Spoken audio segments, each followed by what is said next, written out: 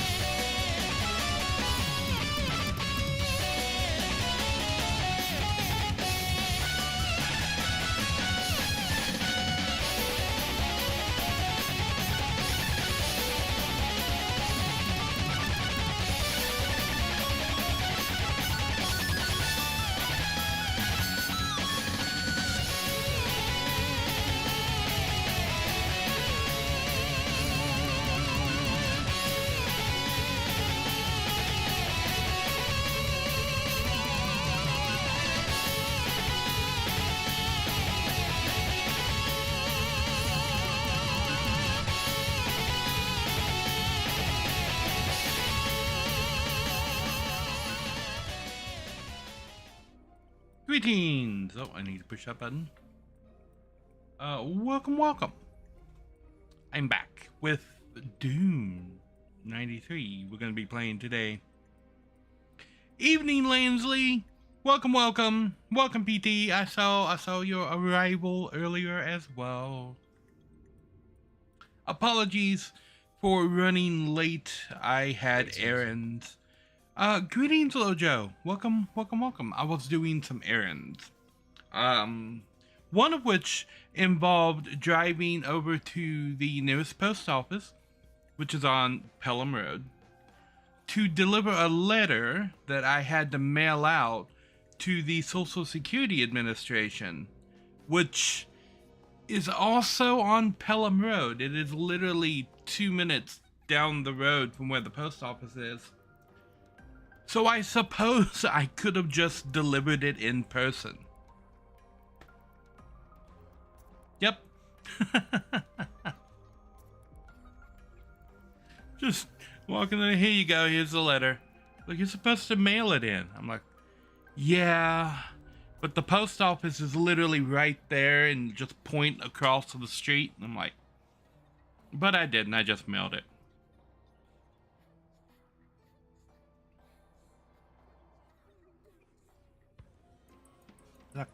I'm saving $1.07 by spending $4 to drive across the road. Yep. Oh, today has been a day. Yeah, that's why I decided to just put it in the post. I'm like, look, like people, I live 10 minutes away from here. I can just bring you the paperwork. And they're like, well, you're supposed to post stamps and I'm, oh my, okay, fine. I'll mail it. I'll mail the letter from across the street to here. Oh, people. Yeah. But I was up. I've been up like since yesterday, right? Because after stream yesterday, I wasn't feeling good. I went to bed and I slept till like 11. And then I was up all night and I left out for some early errands at like 8 a.m. And then I came back and I talked about my book and stuff in the Discord for a while. And then had to go back and do a couple more errands and went to the post office and then got back at like 1 and then started setting up the stream. Bum, bum, bum, bum. This is one of those iconic pieces of music from Final Fantasy VII that brings you right back into it. You were asleep Monday and Tuesday, had your first ever Taco Bell, and ended up so ill you just had to sleep. Yeah. Depending on what you get from Taco Bell, that can happen. Like not even gonna argue that as a possibility. I remember there's a comedian named Mark something that did a parody of the Garth Brooks song The Thunder Rolls about getting food at Taco Bell. They seemed genuinely angry you showed up and ordered something. Yeah, that happens more and more at fast food places these days. You actually show up and make them work. How dare you? They were in there perfectly fine, doom scrolling on their phone. And then you showed up, and now they have to shovel the shit out of the tin pans and onto your taco.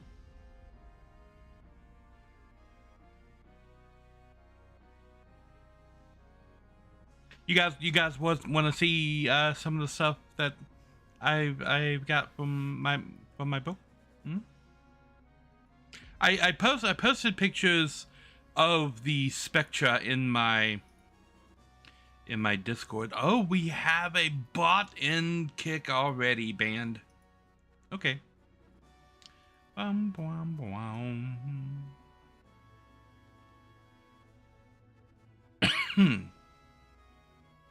So let's see. Nah. This is the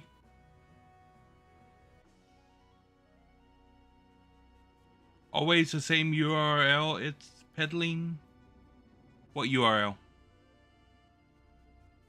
I'm not to follow.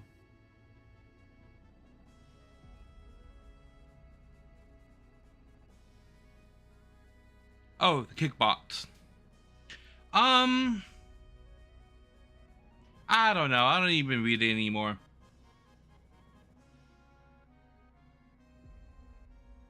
Neza something.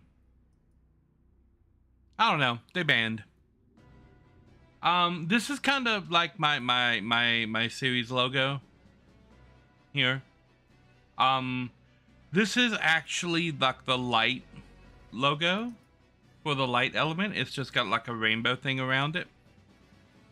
To represent the other. I made very specifically made sure that this rainbow went through all of the colors that the other elements are, and then back around and blended perfectly back into the start. So it started at blue, then it goes to teal, green, yellow, orange, red, purple, and then back to blue. I made very sure of that. I've got glyphs for all the elements. Like light is kind of like a meta element. And I do this. This is not AI generated anything. I drew this in a notebook in 2009, I think, while I was assisting at a Taekwondo camp. I drew this.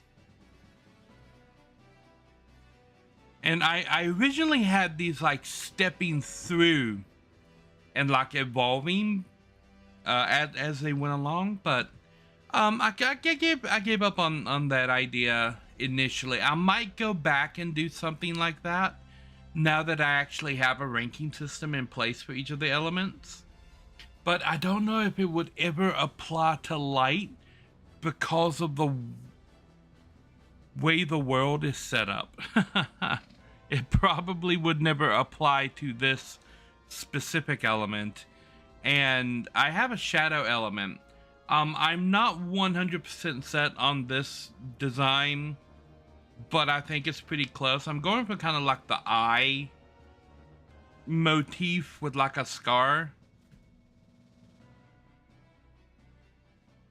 I kind of like the way it looks, but something about it doesn't always read correctly. I'm still working on this one. I'm also working on stone. This has been my placeholder for stone for a while. But this is a Viking symbol. And yet it does what I want it to do. But on the same note, it is a Viking symbol. And I don't want to directly use something that already exists, especially something that's as famous as this knot. But I was thinking I might use aspects of it. Like I might take this middle part here and then design a different outer component for it. Because I like the kind of like three mountain thing it's got going on here. So I might take this inner bit and then design a new outer bit to go around it. This one's still a work in progress. This one is also a work in progress. This is gravity. And I want it to kind of represent like a black hole type thing.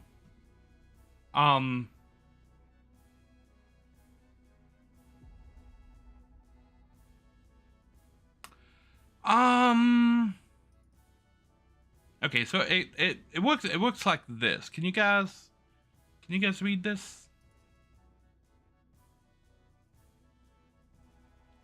How is full screen?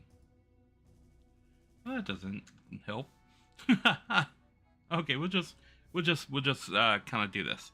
So, a quick rundown of my elemental magic system. There are 7 elements in the system. Let me smooth that to make it a little bit easier to read. Is there like something? Nope. Okay. Okay. So hopefully you guys can read this. So the idea is that I wanted the magic to map to kind of like a real world science thing. So I started with the 4 states of matter: solid, liquid, gas, and plasma. And I mapped those directly to elements: stone, wave, wind, and shock. And then I took fire and ice, and I mapped those to the phase transitions of the states of matter. So frost is basically removing energy and transitioning matter down, while flame is adding energy and transitioning it up. And I have the names of the different transitions here on the chart. Like stone melts into wave, which vaporizes into wind, and ionizes into shock, which recombinates back into wind and condensates into wave and then freezes into stone. And then you have the different jumps, like to go straight from stone to gas is called sublimation. To go from liquid to plasma is electrolysis. To go from stone to plasma is volification. So that's what this illustrates right here, this whole thing.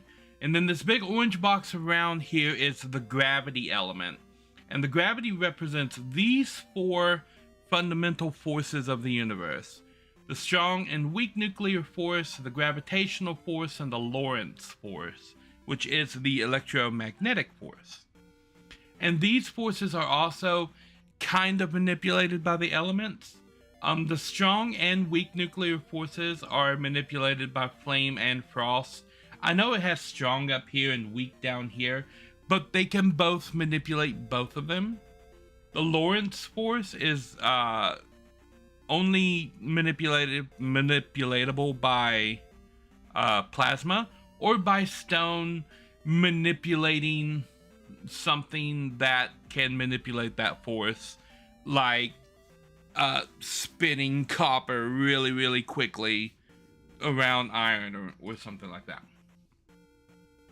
And then these 3 here have mild control over the gravitational force, just so they have a way of manipulating their element. And then light is kind of like the charging source for it. So if you notice that there's 7 colors depicted amongst the different elements here, and when you split white light through a prism, it breaks into a rainbow of 7 colors, or at least 7 distinct shades. There are more colors in there, or less colors depending on who you talk to. But I forget who it was the first one to do it. Wanted it to be 7, so they just made it 7. And it works, so I'm like, okay, you know what? I have 7 elements. There's 7 colors. This works a treat, because I just give each element a different color, and then I can have a meta element called light, because when you split white light through a prism, you get 7 colors. You could split the light element and end up with the other 7 elements. Like, that works really, really well. I like that. So I did that.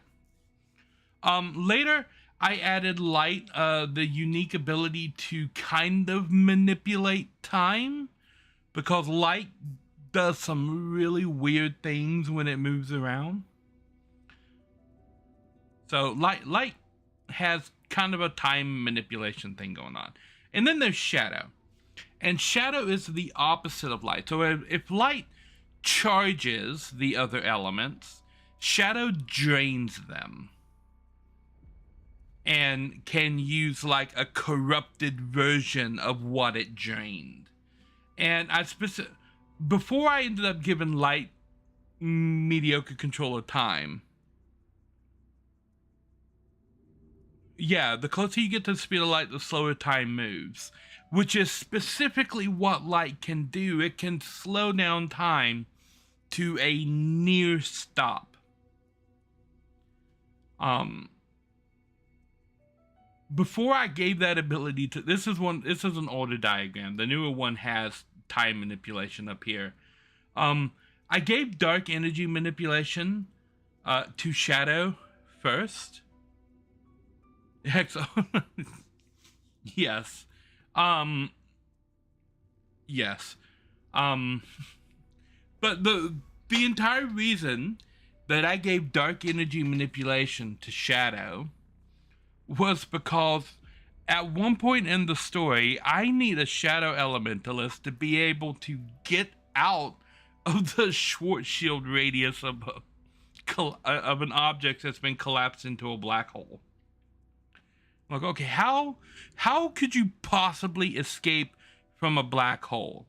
There's a theory that dark energy is what's responsible for the expansion of the universe. I'm like, okay, so if my dude that's trapped inside of a black hole that was created by crushing an object past its Schwarzschild radius, if it could control dark energy and then push that same object back out of its Schwarzschild radius, it could theoretically undo the black hole and escape. Is that how the science of it works? I don't know, because we don't actually know how black holes work anymore. We keep thinking we figured it out, and then we decide we didn't figure it out, and then we decide we did figure it out, and then the new telescope is taking pictures of things, and people are getting all confused. Like, this isn't how we thought the universe worked. So I may end up changing my theory, or I may just leave it as, this is how the elements work. This is how my elements work, right? In my universe that I'm creating, it works like this because I say so. Does that answer your question, Lojo, about light and how it works with relation to the other elements and what my elemental magic system can do?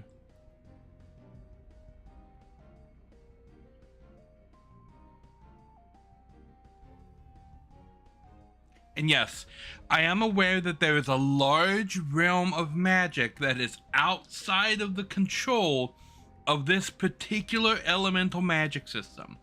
There's a lot of things that it just can't do that are parts of like normal magic, and that's okay. Pretty colors, yes.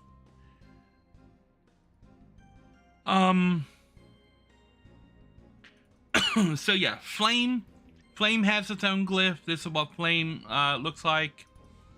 Frost has its own glyph. This is what frost looks like.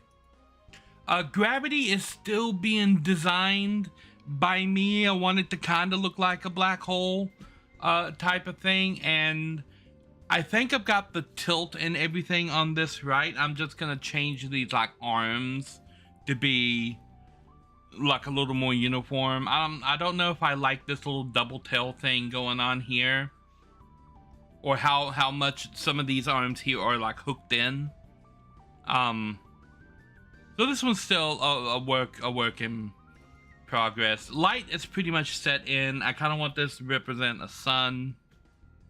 Shadow, there's still some changes. I need to tweak this because it's not reading correctly. Shock is pretty much locked in. I like the lightning bolt design. Stone is getting a complete redesign. Still brainstorming on this one. Wave is pretty much locked in. The idea is that you're like pulling a bunch of water. So this orb would be like what you're holding in the palm of your hand for each of these elements. And so the idea is just like pulling a bunch of water and having it like swirl around your hand. And then wind is just a tornado. I'm like, what reads as wind and can't read as anything but wind? Tornado wins that. What I was showing off in the Discord today were renderings of the spectra that I have. Like this one is a shell. Spectra are kind of like the god of the element. It's a manifestation of the wills of the elements, you could say, or the god of the element. They have limitations in what they can and can't do. They can manifest as a physical entity. They can interact with the world around them. They can like move things around and stuff like that, but they can't like do major manipulation of the elements.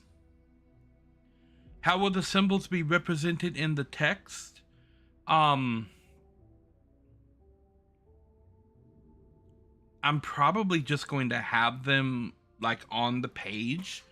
You can the hardest place to represent the symbols will be in audiobook form.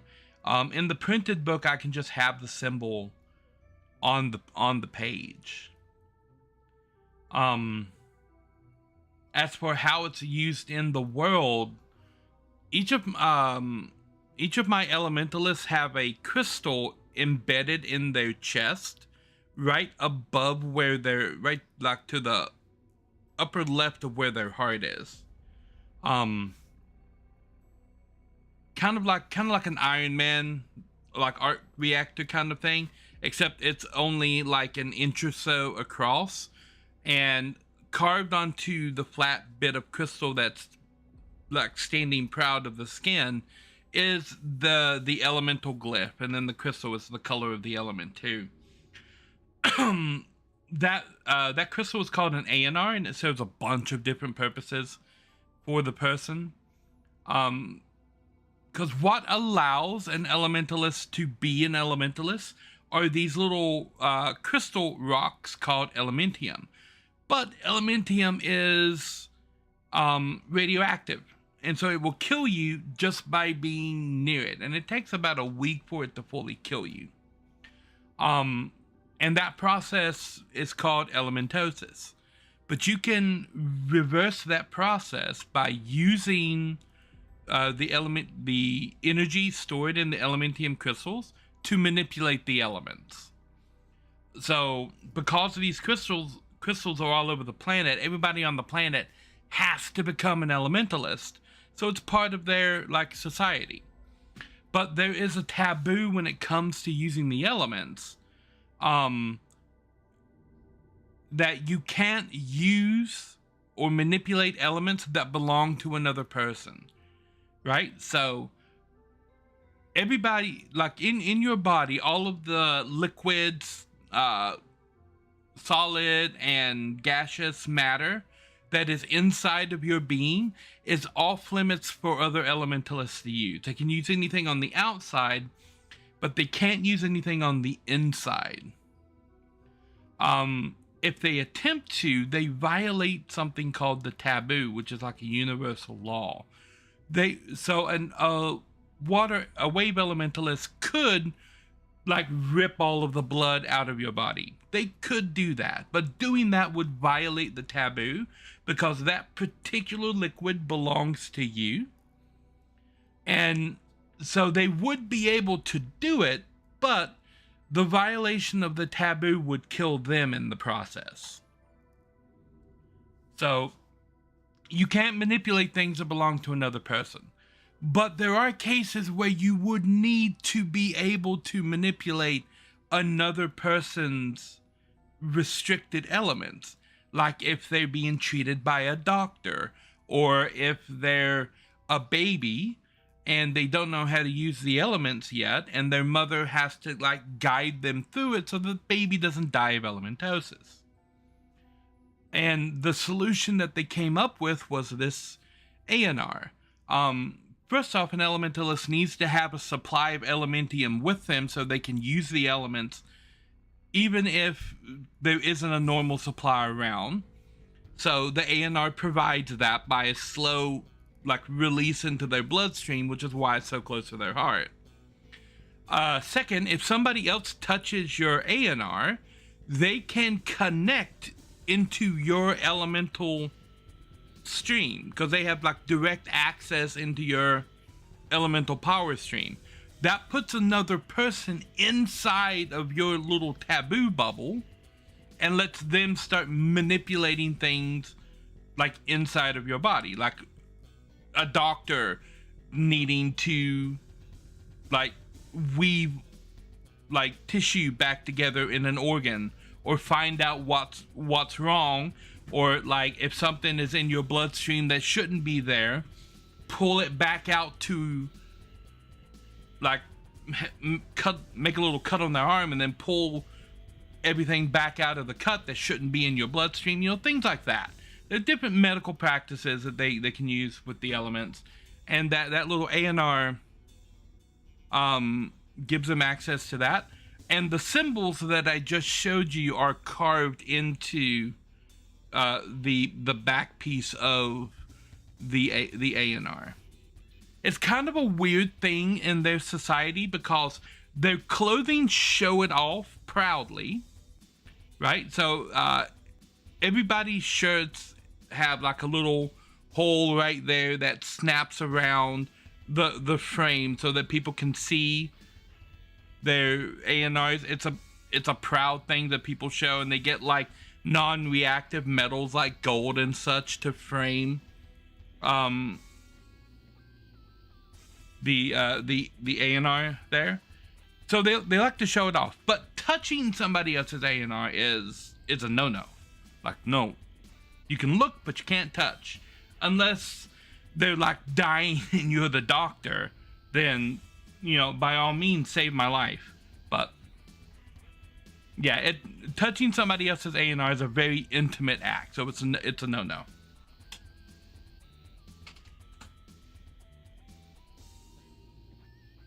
Did I adequately answer your question about the symbols?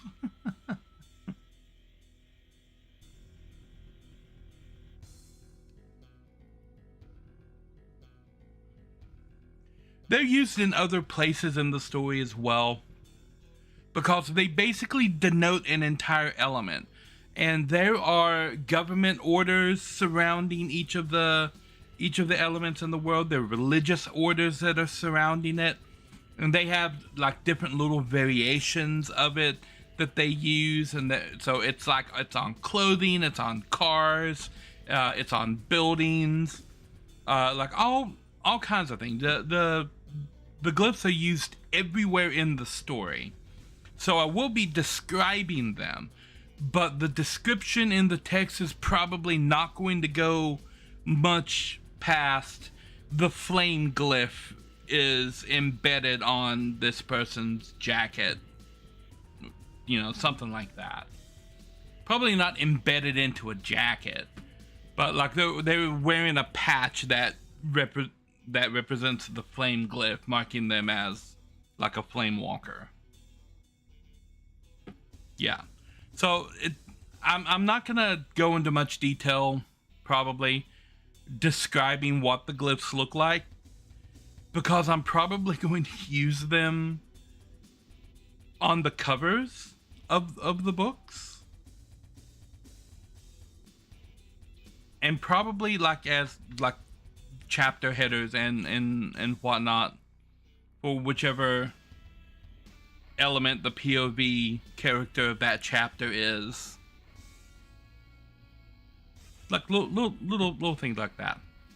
I'm sure the reader will not have much problem figuring out what any of the particular glyphs actually look like, because they're going to be in marketing materials and like on the cover and in the chapter titles and stuff.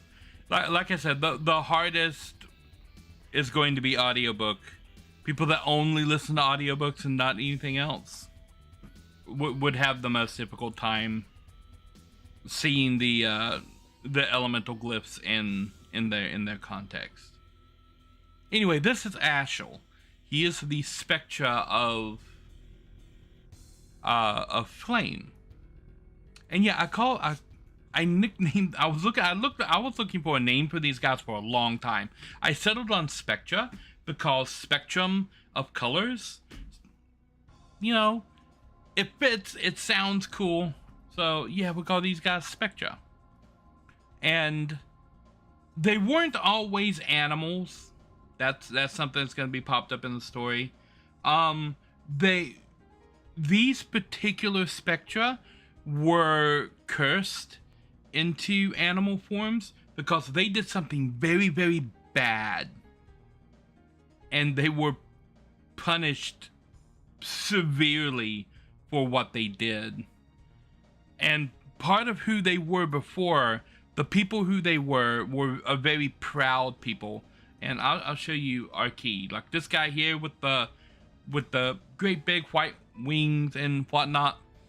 This is what they looked like before. They were winged humans, like on the order of angels. But their society was not exactly the best society. And one of the things that they were very, very proud of was their appearance, particularly their wings. They were so caught up about their wings that they split their society along racial lines depending on wing color.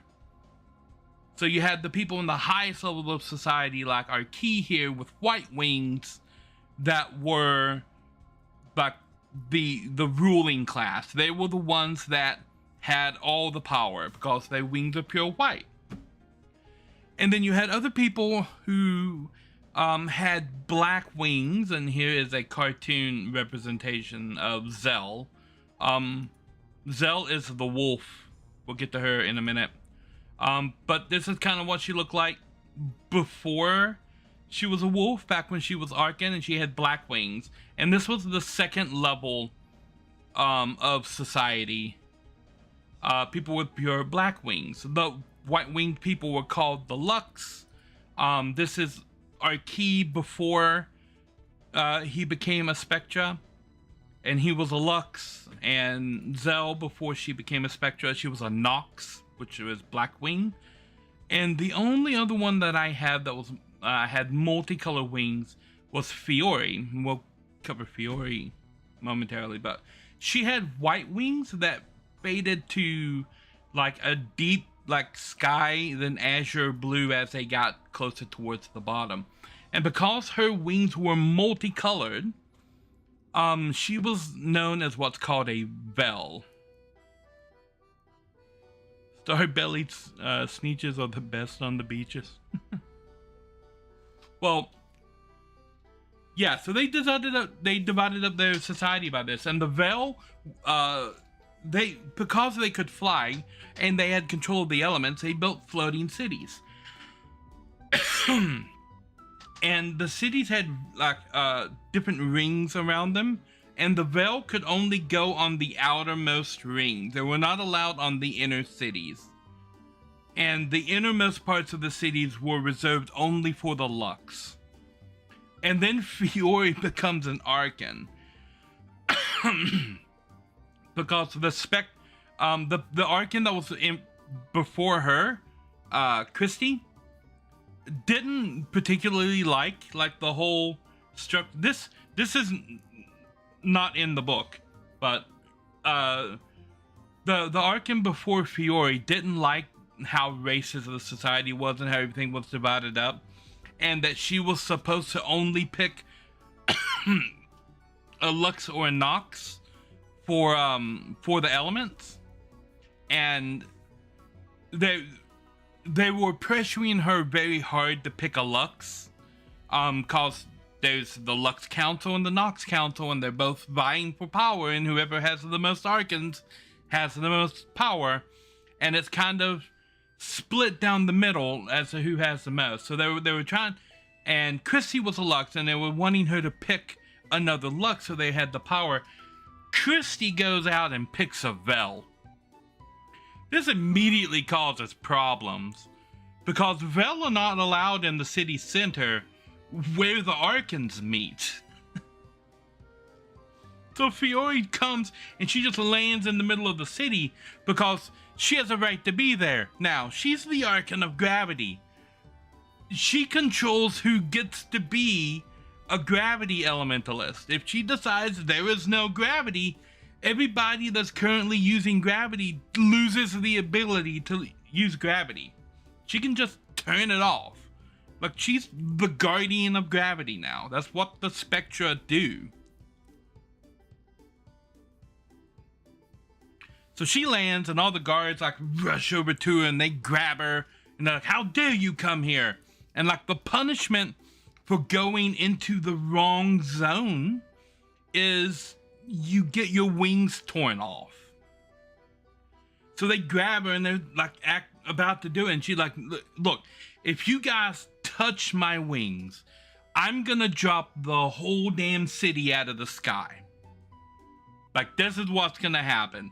And then she just turns off the gravity crystals that are keeping the city floating, and the whole city just starts falling, and she's like, "You better let me go before we hit the ground." Right, so that kind of happens. So yeah, Archie looks like an angel, but these people have some serious issues with their society. Because people say, "Oh, you put you put angels in your story." I'm like, nah, not quite. Archie in particular, he wasn't cursed the same way the other ones were cursed, because all of the others had to pick an animal to represent their form, partly because of how proud they were of their form and their wings and all that. So when they do what they do in the story, part of their punishment is, "Oh, you're so proud of your wings, how about you never get to see those again?" Boom. You're an animal for the rest of your existence as a Spectra. And Spectra are immortal. They can't be killed. So for all of these very proud winged people to suddenly lose all of that is a huge blow to their egos. Like, yeah, you go pick an animal and that's gonna be you for the rest of time for what you've done here. Like, no more pretty wings. You don't get that. You don't get to see that anymore. Except for Archie, but his punishment is far worse. The other Spectra still have freedom. Archie doesn't get to keep his freedom. He gets to keep his wings because he is the last of his kind, and it's a reminder of everything that he lost because of what happened, and he could have prevented it by himself and he didn't do it, and now he's the last one and he gets to keep his as a reminder. Yeah, they did something very bad. I'm gonna take a quick little break and then I'll be right back.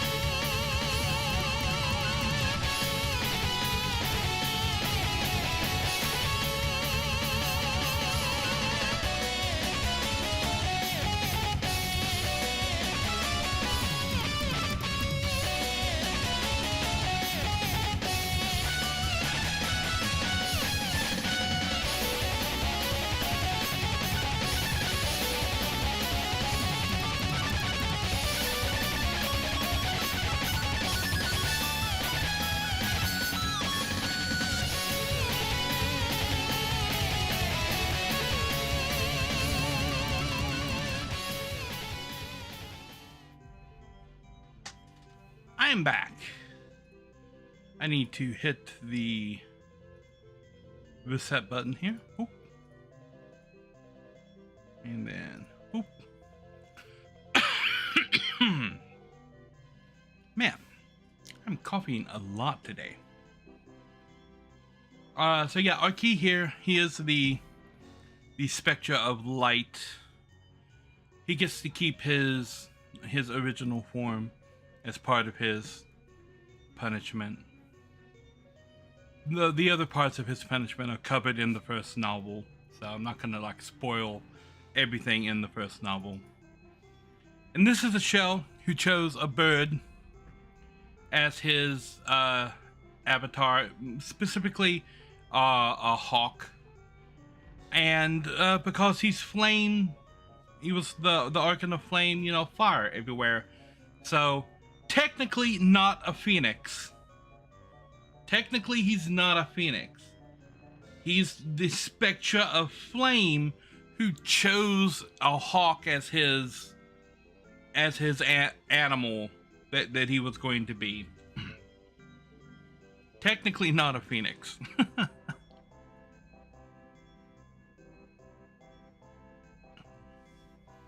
And then there's his sister, Rima, who chose a spider, and I was going kind of for like a wolf spider design, and there were so many iterations trying to get the spider right.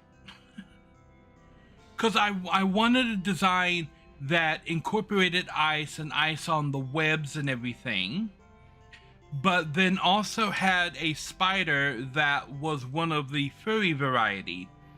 So I was going for a mix between a wolf spider and a tarantula for the style. The spider had to be the color of the element, so it had to be blue. But I really wanted it to have like silver highlights and the silver design on it.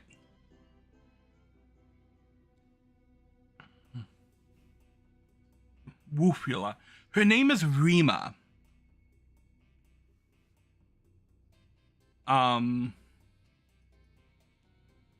This was her before she was a spider. And then the animal she chose was a spider. Particularly the eyes here, having a blue like highlight rim around it, I think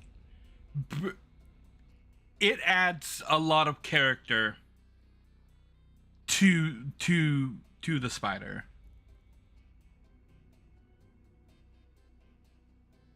And it for me, the eyes and really like change this from like an animal to a sentient being.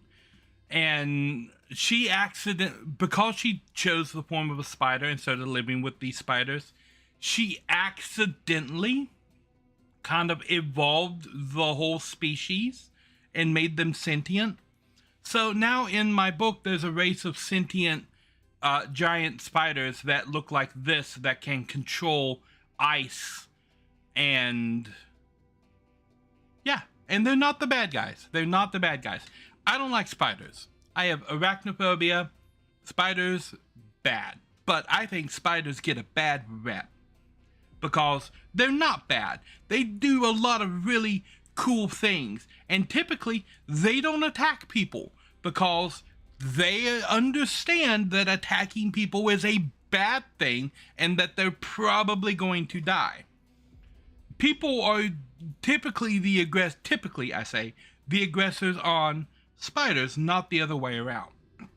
So I'm like, I want some spiders that are good guys. Good guys, damn it. They've been used as the bad guys everywhere, and it's not fair. There need to be good guy spiders, and the Remark are my good guy spiders. And it's because of Rima, because she picked the spider, because she liked them. Good guy spiders. That being said, they are very deadly. You don't want to let them bite you, but they won't because they're good guys. I must stress that the spiders are not bad. They don't eat children or anything like that. If you wander into their forest, they will very politely wrap you up and kick you out because they don't want you in there, but they're not going to kill you for just wandering in there. Yeah, so it's not uncommon for children to wander into the Remark forest and wind up like wrapped up and stuck to their parents' door. It's like, this is yours. Keep it out of our forest.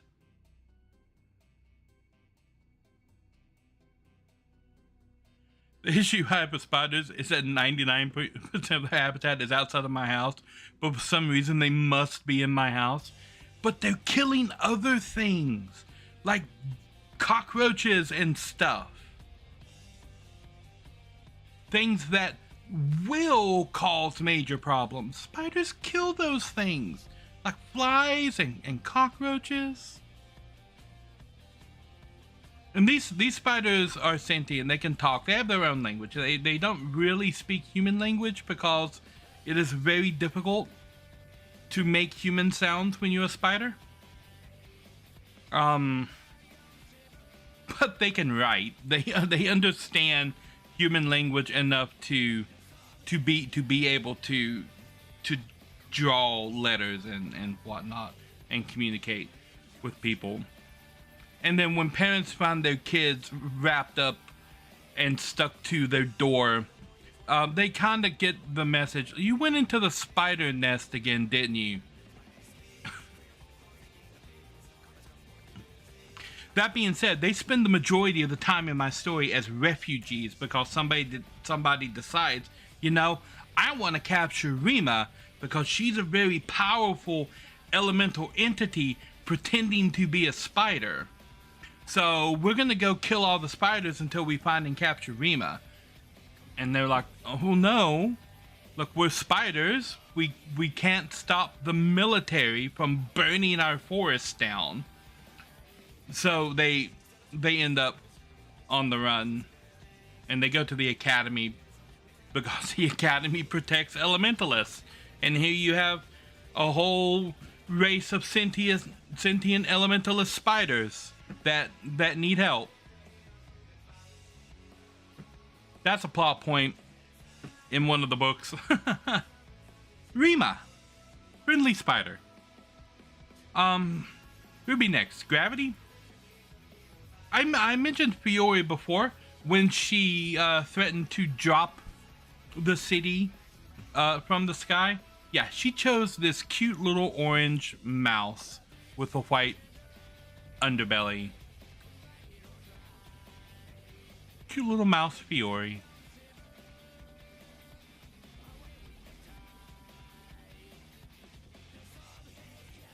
I say little. She's about the size of a house cat. Rima is about the same size as well. They're big spiders, but they're not like gigantic. So like this portion right here on Rima, I'll say from about here to here is about the size of a dinner plate. So big with relation to like normal size spiders, but not like giant house size or anything like that. And Fiore is big when it comes to rodents. A rodent of unusual size. But you know, about the size of a house cat. The actual type of mouse that she is called a Moab. Named after the Moadib from Dune, because I really like Dune, and there's a couple of influences that I took straight from Dune and dropped them in here, like the little mouse that lives in the desert that Paul names himself after, the Moadib. I just called them Moabs. But yeah, that's the whole reason that Fiore's a mouse, because I like Moadib. Letho is just a great big old golden bear. Not a whole lot more I can say about that. He's the Spectre of Stone. Mother of all be mine. But yeah, he's the Spectre of Stone. So his color's yellow. And yeah, you know what? Let's make him a bear because that sounds fun. And then Ishar she started as a horse because, believe it or not, horses are very, very tied to the sea in a lot of their lore. And this goes back to Roman mythology because they were a gift from Poseidon, which is why at the Battle of Troy they decided to make a horse, because a horse was a gift from Poseidon to the Greeks. So as a parting gift play for peace, they left a horse effigy in place to represent Poseidon. And this played on multiple levels when it came to the Greeks, because they would have understood that, oh, they made it in the shape of a horse because they wanted Poseidon to bless their trip home. And so now it's an offering to one of the prominent gods, and they can't turn that away, which is why the whole Trojan horse thing worked in the first place. So making the wave spectra choose a horse, I thought was fitting in honoring the Greek tradition. And then I'm like, okay, you know what? Why not make her a unicorn? Because it's fun. Like, if she wants to be a horse with a horn, she can be a horse with a horn. Look up the 1999 Guinness Surfer advert. What is this?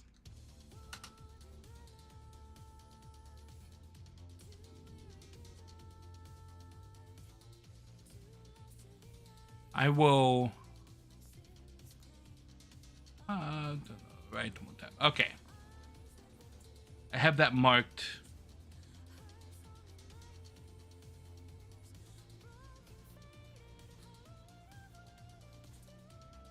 Bum, bum, bum, bum.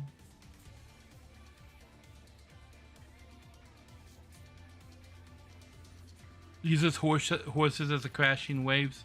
Yes, and Tolkien did the same thing in Lord of the Rings. When the waters of the Brunnen washed away the Black Riders, he had horses coming out of the water, courtesy of Gandalf, who was standing at the top of the river with Elrond, who was actually the one who flooded the river. I know in the movie they make it seem like Arwen's magic, but it was actually her father that just opened the dam, and Gandalf that made horses out of the water. Ooh, elven magic. Anyway, Ishar, she chose a horse. I went back and forth for a long time when it came to wind on what animal I wanted to represent wind. And the choices that I was bouncing between were a monkey and a tiger. And ultimately I just decided that the tiger looked cooler, because you can take a white tiger and put green accents on the white tiger, and he just looks badass, in my opinion. So Sawyer is chose a tiger, green tiger, who controls the wind. Because I think the pattern of green, black, and white looks really, really good.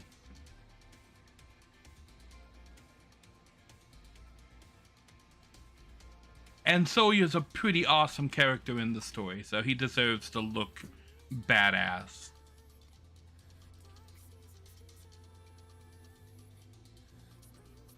He doesn't get as much page time as, frankly, any of the others. He gets the least out of all of the page time, but he does some of the most important things.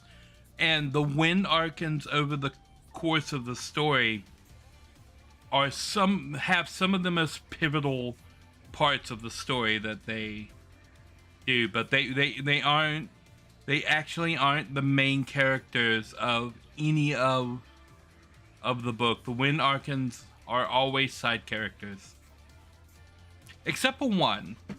When Ashley becomes wind archon much later on, she takes a little bit more of the forefront. But yeah, Sawyer, the green tiger. And then of course there is Zell, who is named Zell is a wolf and is the Spectra of Shock, partnered with Alex's girlfriend Syrah, who becomes the Archon of Shock. Zell is named after my first doggo, Zelda, who died of cancer in 2009. So I immortalized her in my story by making the Spectra of Shock. I named her Zell, and I knew that at some point, before I'd even decided to turn them into animals as part of their punishment, I knew I wanted Zell to end up as a wolf at some point. So that may have been a determining factor for Zell like being a wolf, and for all of them becoming animals, because I knew that Zell was going to be a wolf. And purple lightning just looks awesome, doesn't it? Doesn't purple lightning look awesome? Lightning needs to be purple in more things, I think, because too often it's like blue or yellow, and I'm like, okay, yeah, I can see that, but purple lightning is just awesome. I think purple lightning is awesome.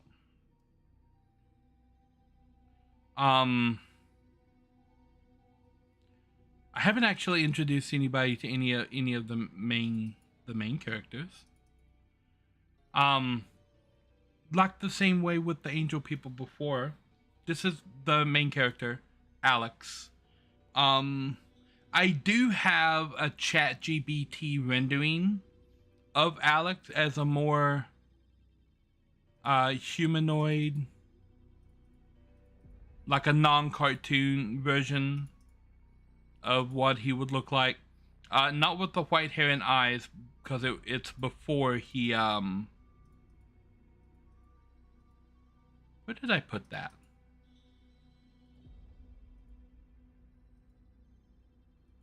No, not that.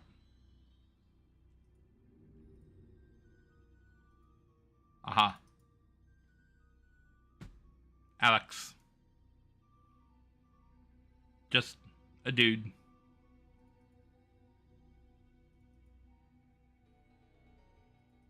ChatGPT rendering. I gave a description of Alex. I gave this image, and then I picked an actor. I'm like, this guy kind of looks like Alex. I would cast him as Alex. I'm like, can you mix all these together and give me an image that I could then later give to an artist and say, hey, can you draw this guy wearing this clothes and doing this stuff? So yeah, Alex. And then the second main character, his girlfriend, Syrah, which I did the same thing with ChatGPT. Like here's an actress I think would play Syrah really well. This is what she looks like. Can you like mix these two things together? Bam.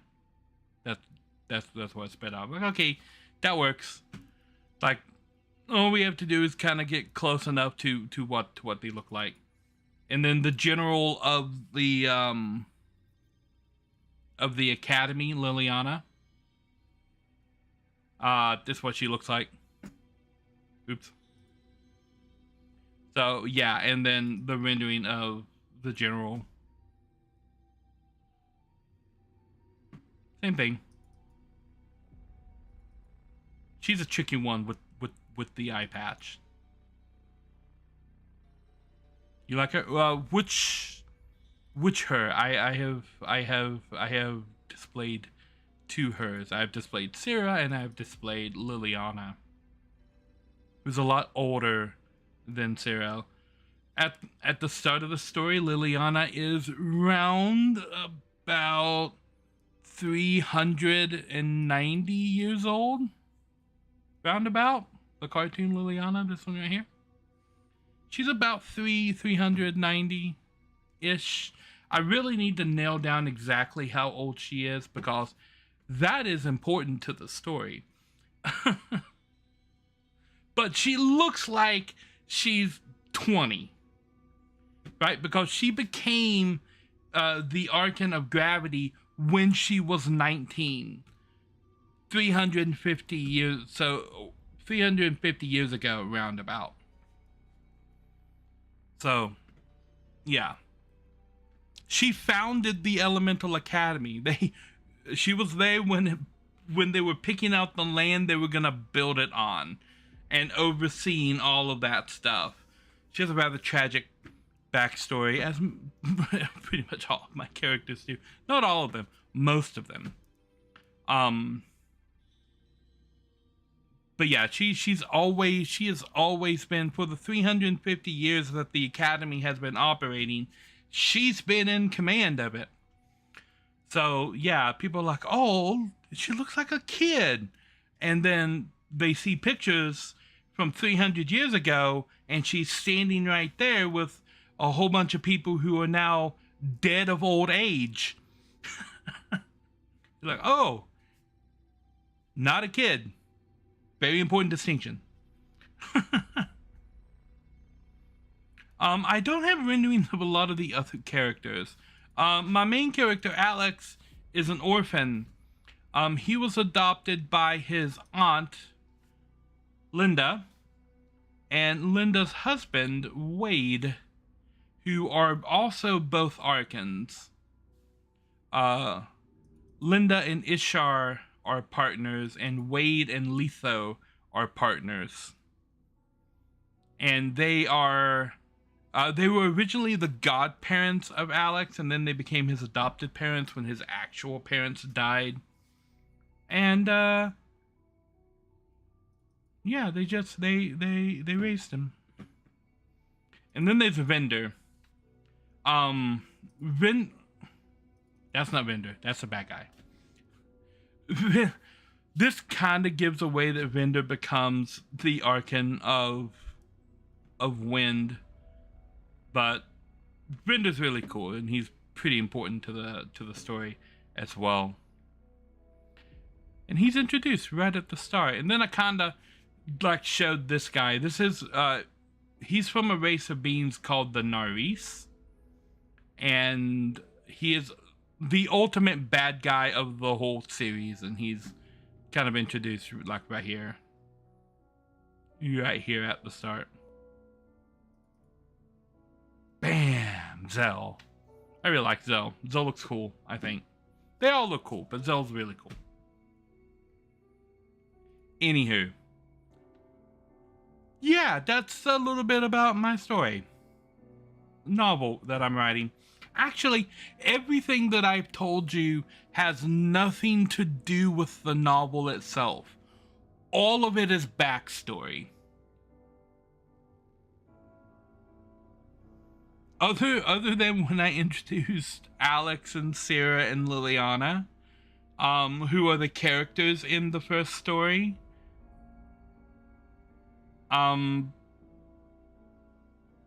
Yeah, everything that I told you about the Spectra and the Avarians and all of that is backstory.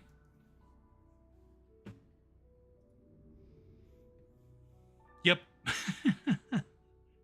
How much time have I spent talking about my story? An hour and a half.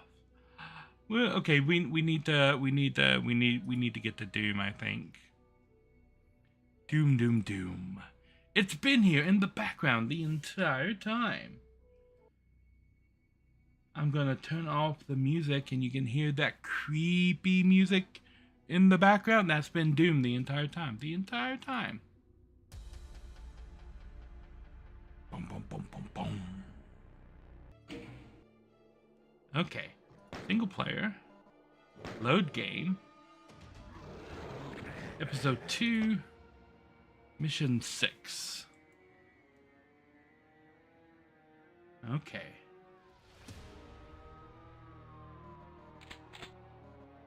Good job.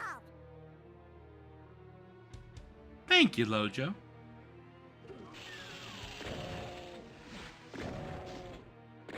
Not exactly what I wanted to see in the first room.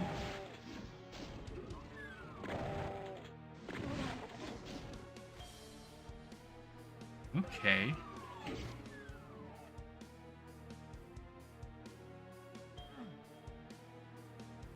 I heard a ding.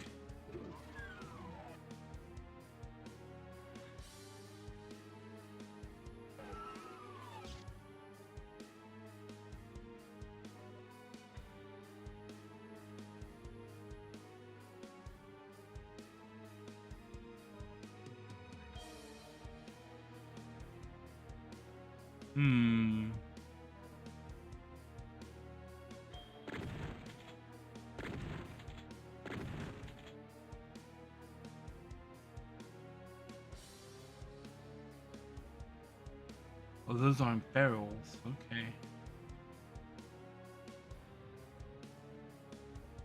Well, this just feels creepy.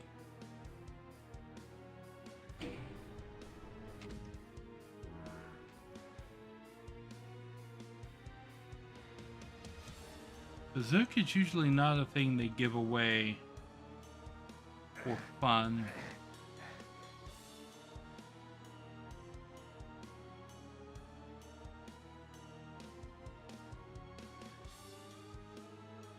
Is this another Doom guy just laying there?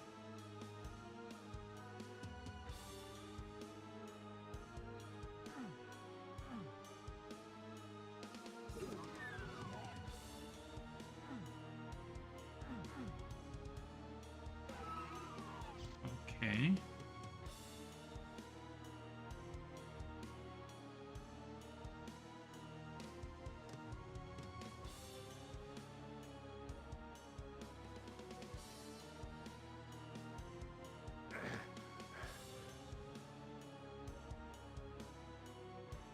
It wants me to go in there.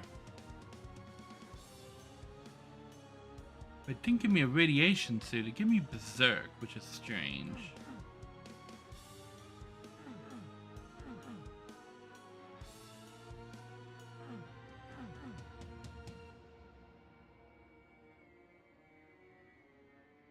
I'm missing a radiation suit. Fuck, just on around somewhere, am I?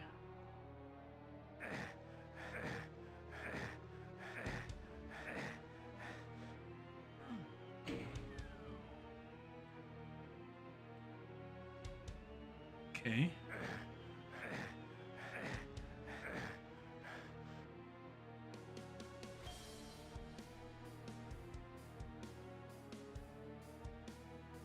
There.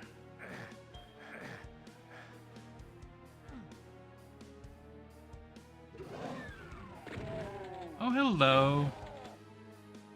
Finally, some demon gods to murder.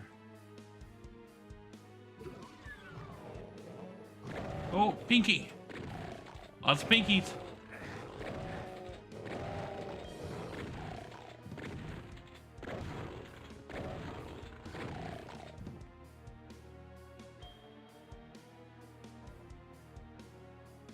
That dinging keeps making me think that there's an elevator.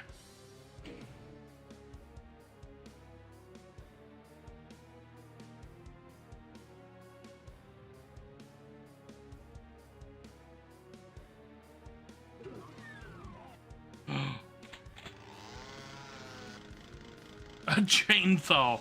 Find some meat!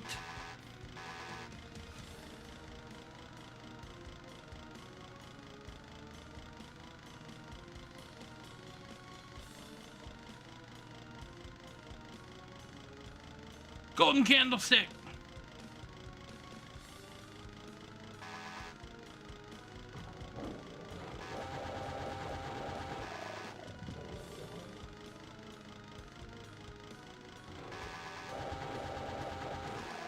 Haha.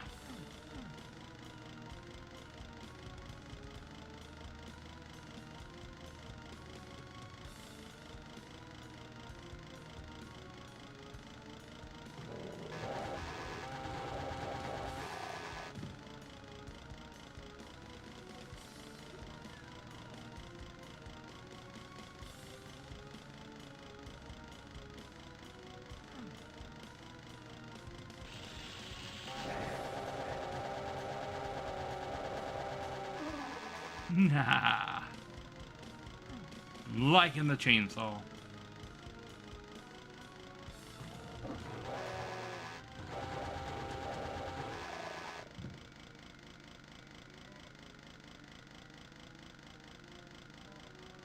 Ooh, backpack.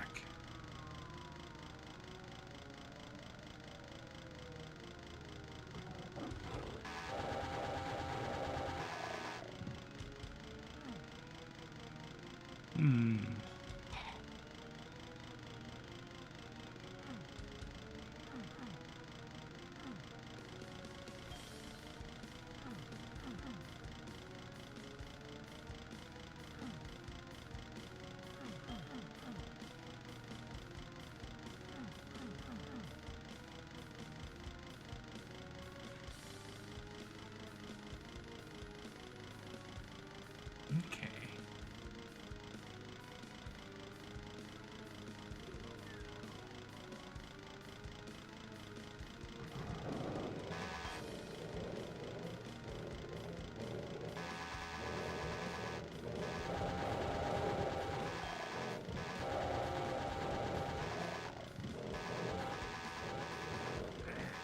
Oh, come on. There we go.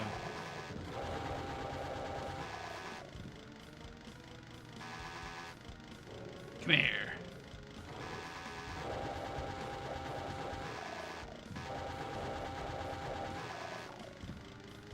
Nice.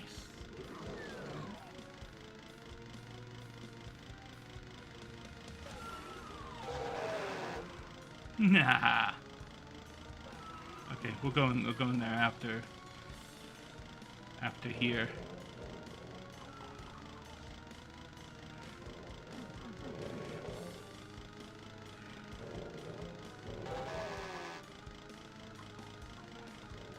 Okay.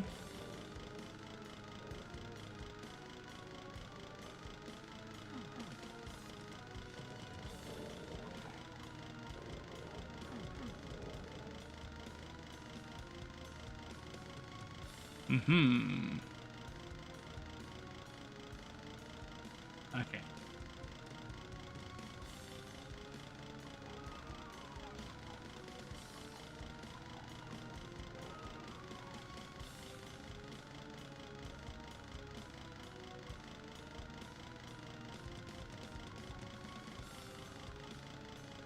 How do I get there? Oh, yeah.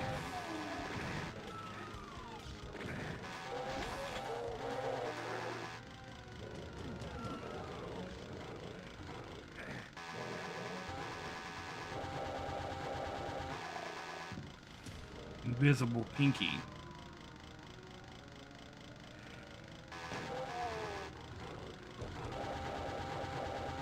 Another invisible pinky. An imp.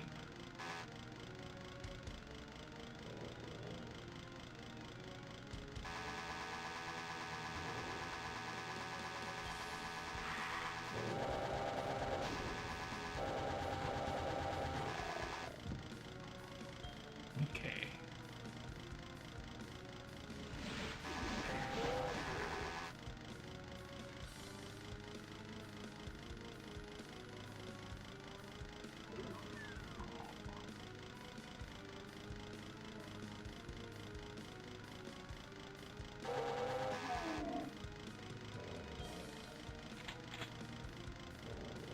Ooh, plasma gun.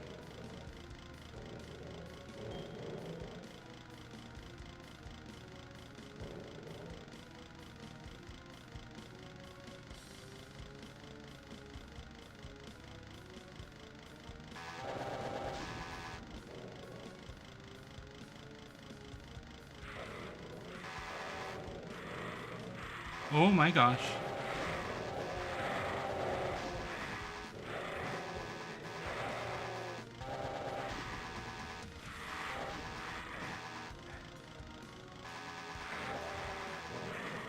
Yeah.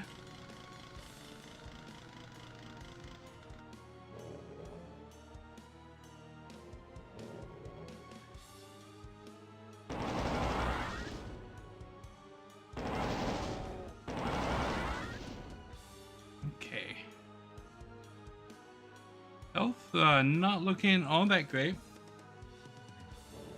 You wonder why Hellmars had a chainsaw? I mean, you know, why not have a chainsaw?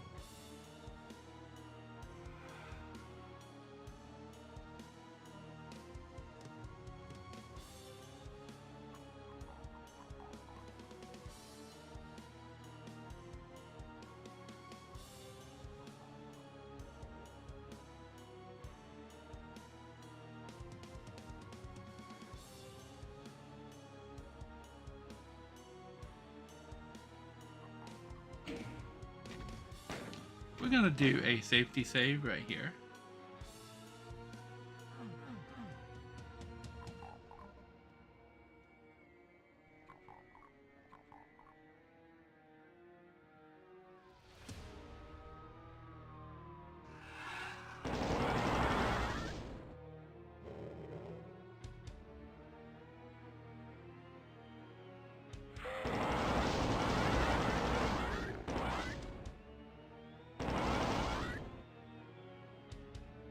Okay.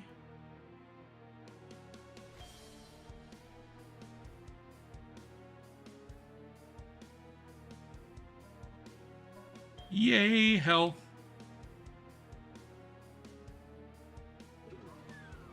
Bit key.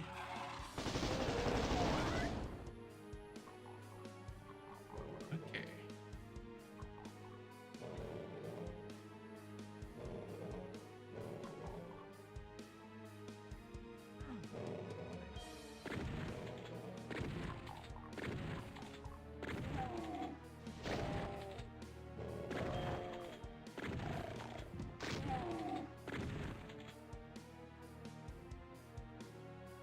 All right.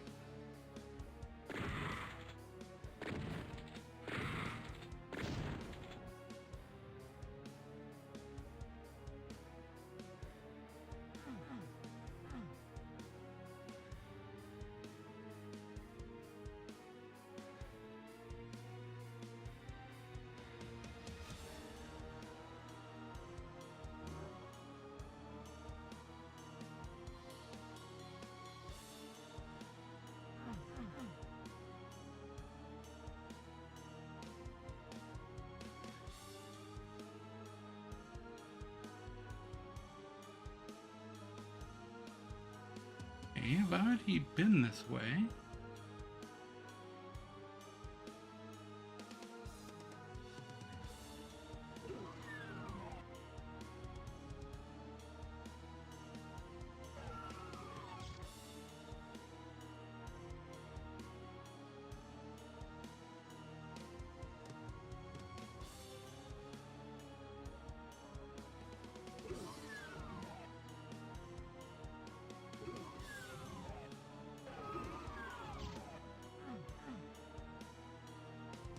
Okay.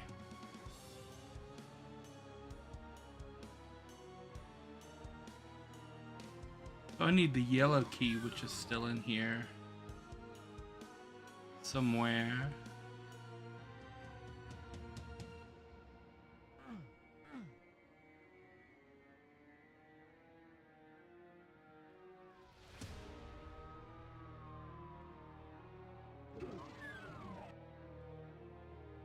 It should be in one of these rooms. Oh!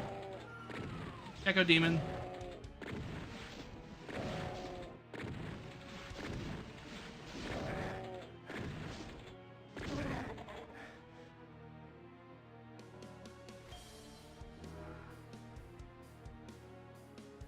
Okay.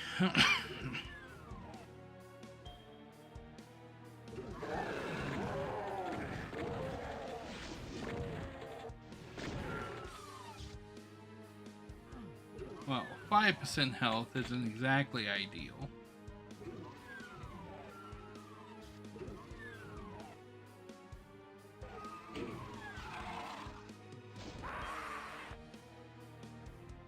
Really?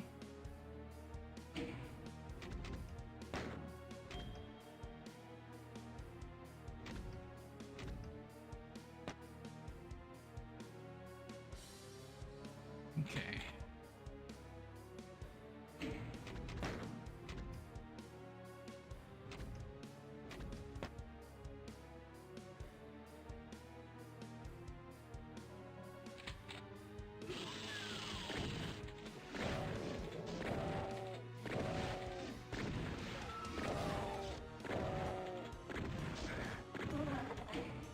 So did I save over this one? Yeah, that's what I did. Okay.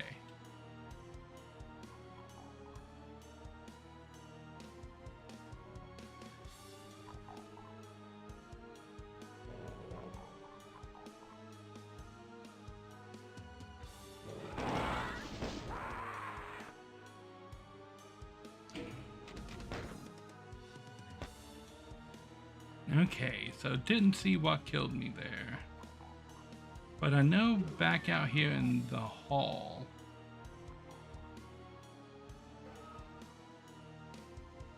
I can get light amp goggles in one of these rooms.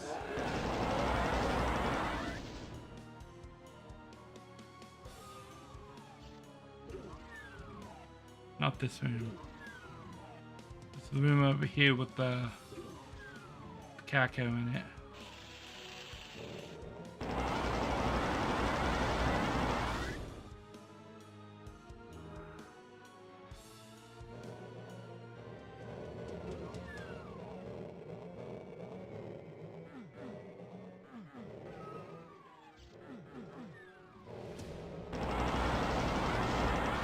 Where did these guys come from?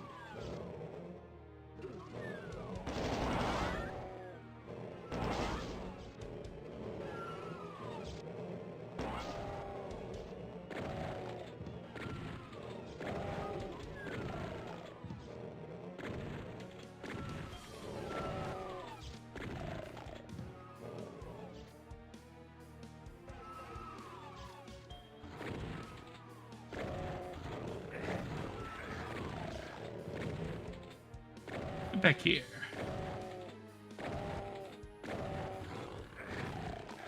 Super pinkies. Shot that guy like 12 times. Okay, what's in this room? Oh, yeah.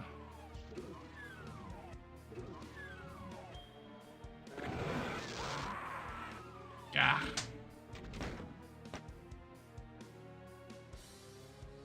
Okay.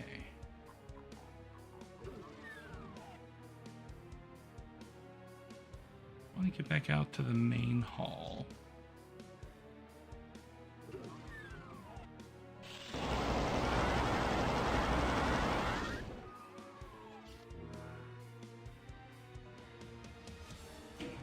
Okay. Put our safety save right there. I'm going to take a quick little break. I will be right back.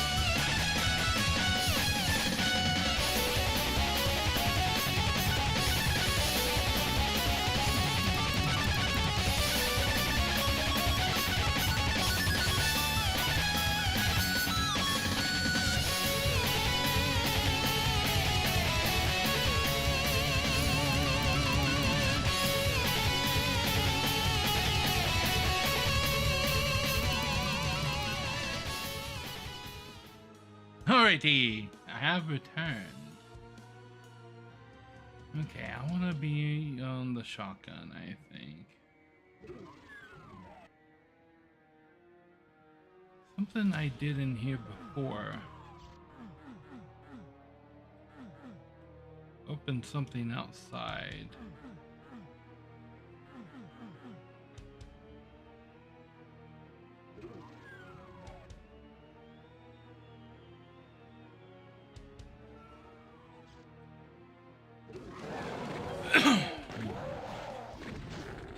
Okay.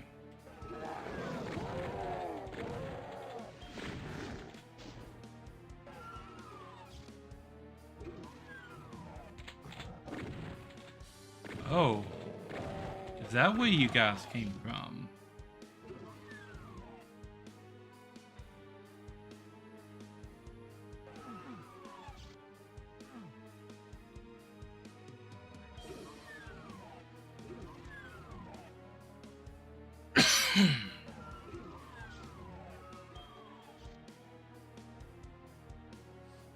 Okay.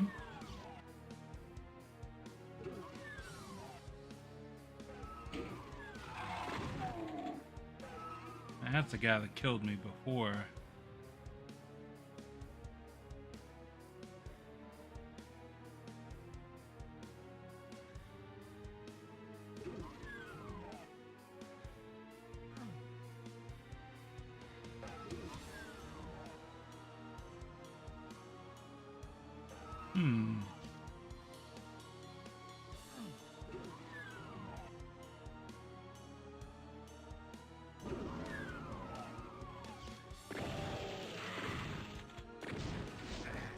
Shoot.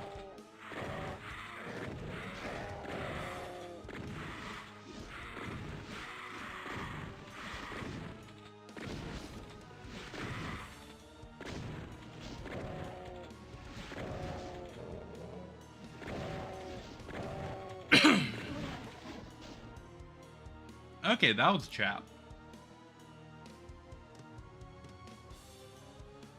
Kind of a trap I saw coming, though.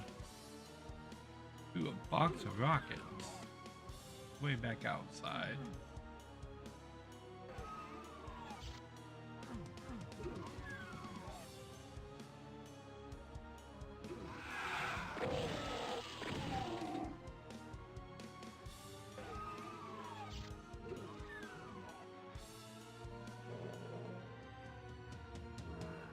There's the yellow key.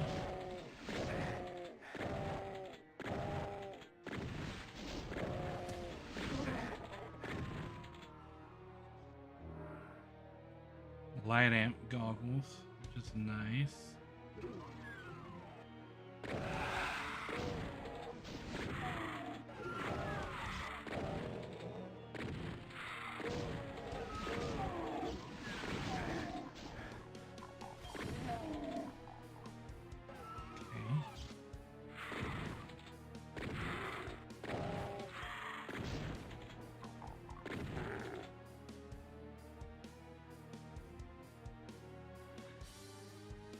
Where does this go?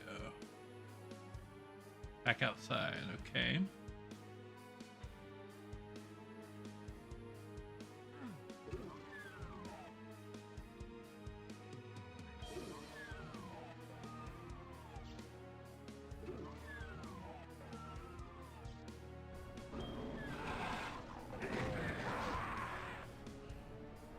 Stupid crusher ceilings.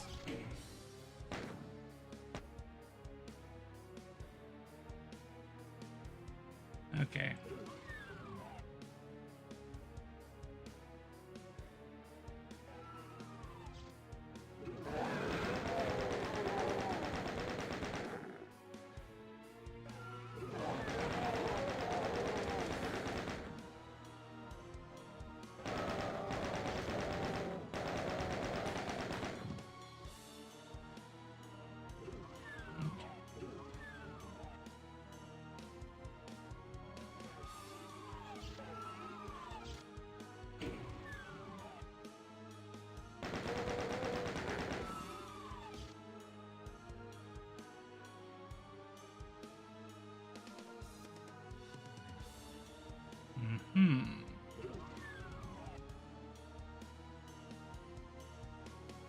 that's the exit. This is the orange key room.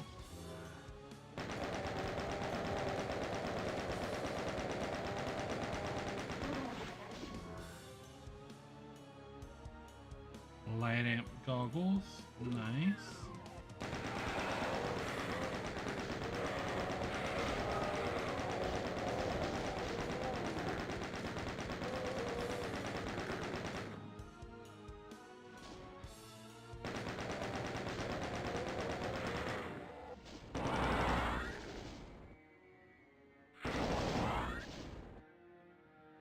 Okay.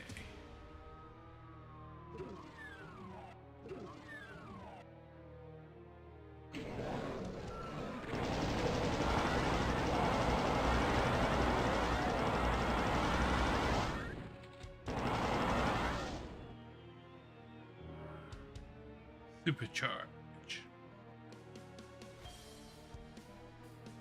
Okay.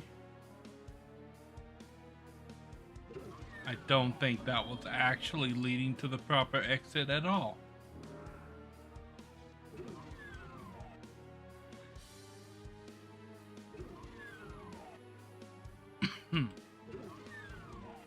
That was a trap.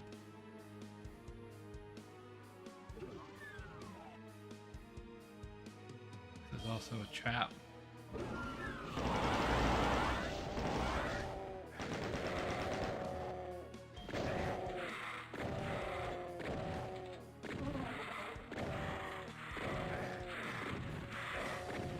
My gosh, trapped in the corner.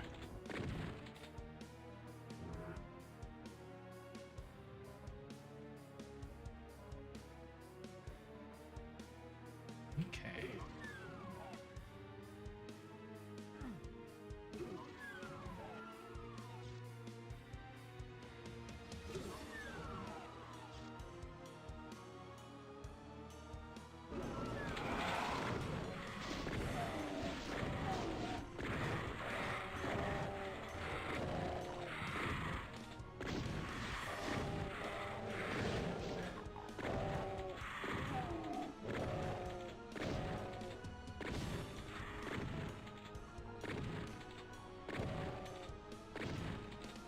Okay. Pick those up. Hit that button. Up a rocket.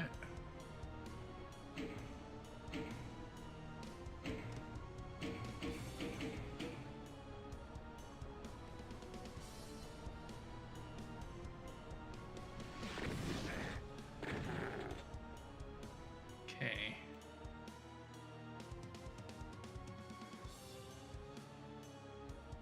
So we have to go back to the other room.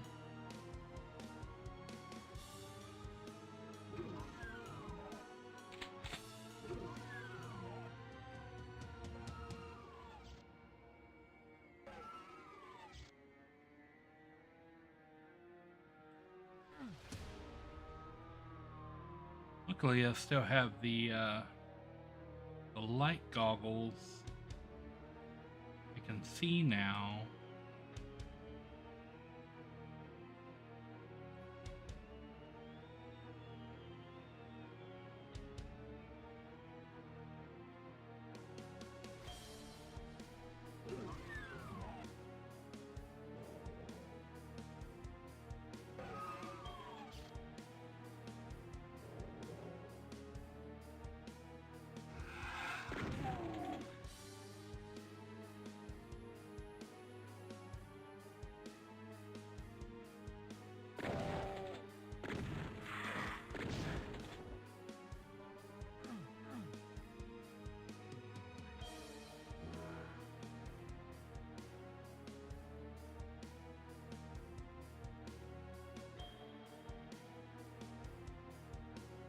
Okay.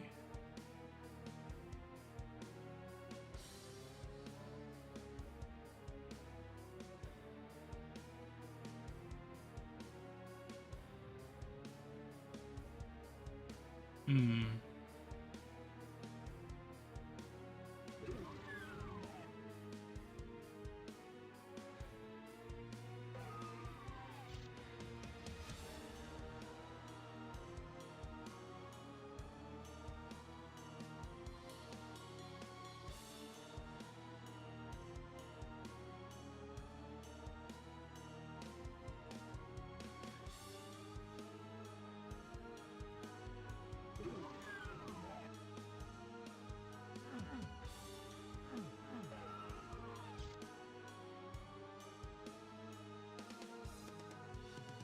I know that red key was around here somewhere.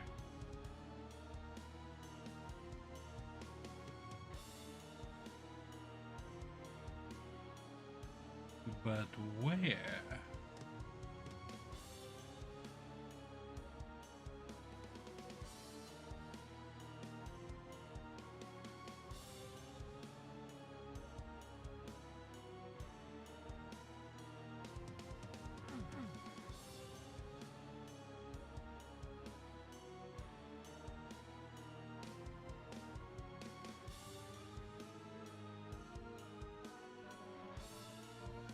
Oh, that's really useful. There it is.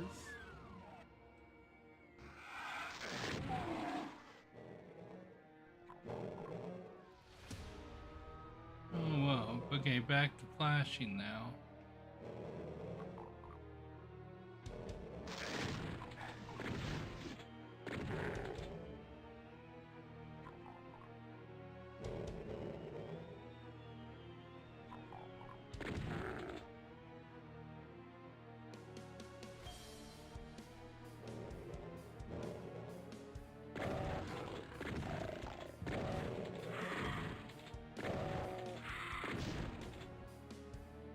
Okay.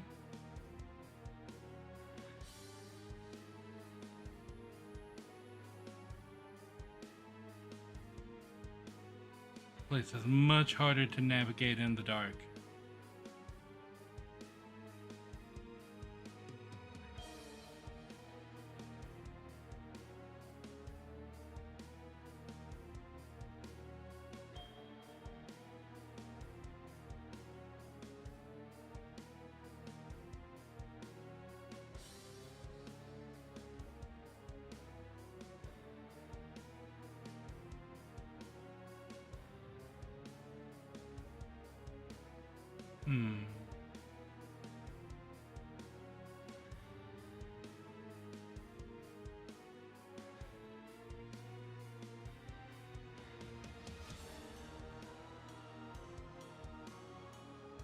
I think I've already been in that area.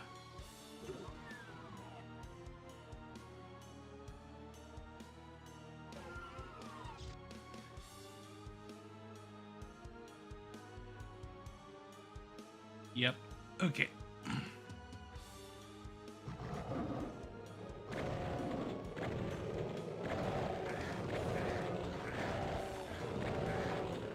Oh, come on. Oh, I was trapped from both directions. Oh, I gotta do all of that all over again. Which is what I hate the most about these games. Like, okay, we're just gonna spawn a whole bunch of enemies from both directions that you can't see.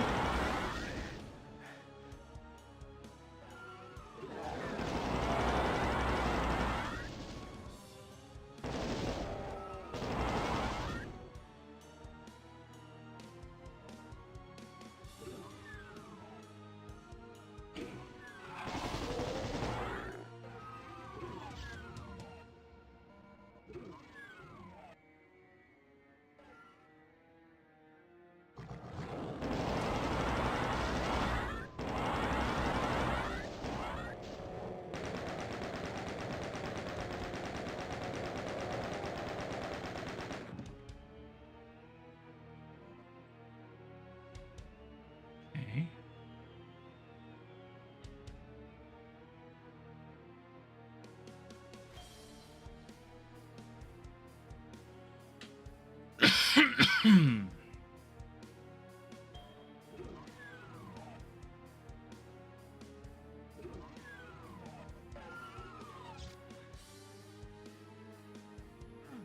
Me out of that room. Okay.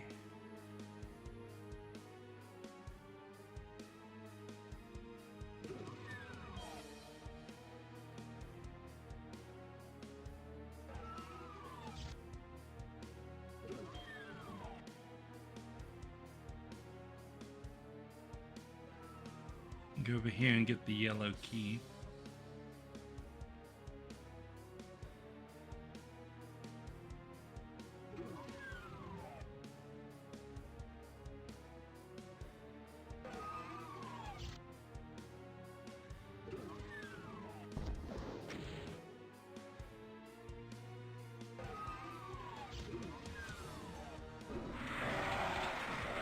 Oh my gosh, okay. They randomly spawn in that room. I'm gonna have to do this, like, room by room, save scumming it the whole way. Okay, I need to go over here and take care of these guys that spawn in first. Oh, that door doesn't open until I've killed off these rooms.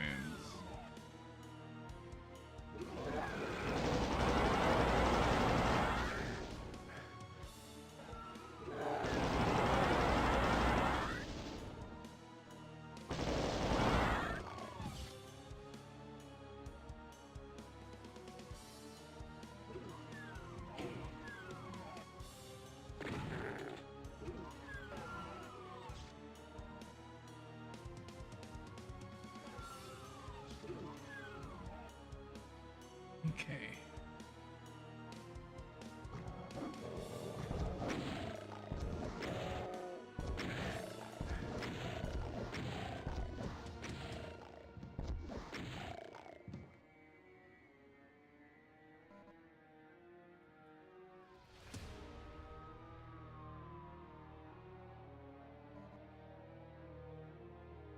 There's still that extra room that showed up right here.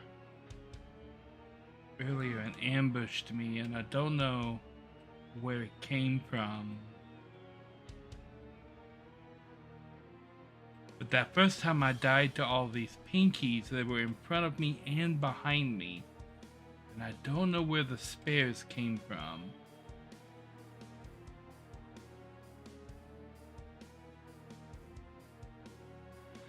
Okay.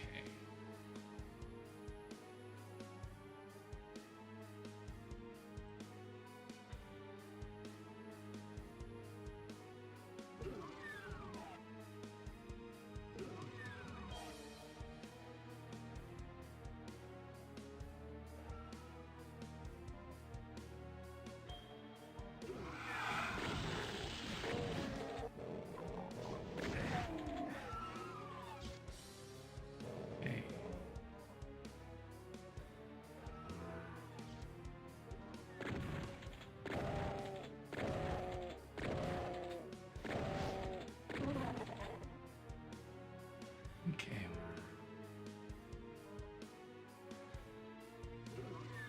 With these spectacles,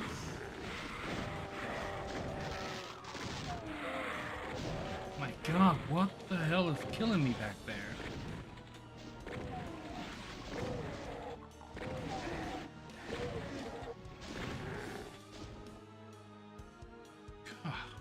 Ooh, okay.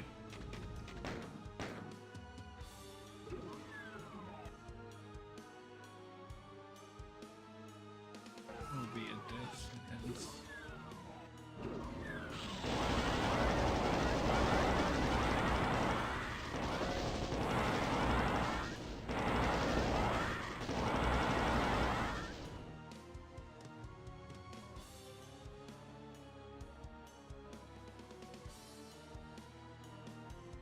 Okay.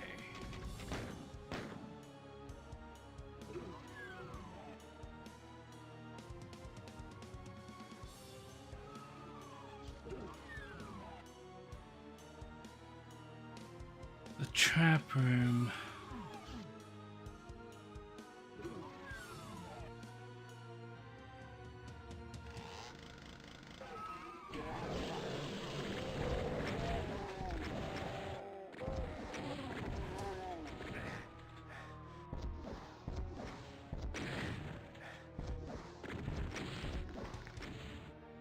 Okay.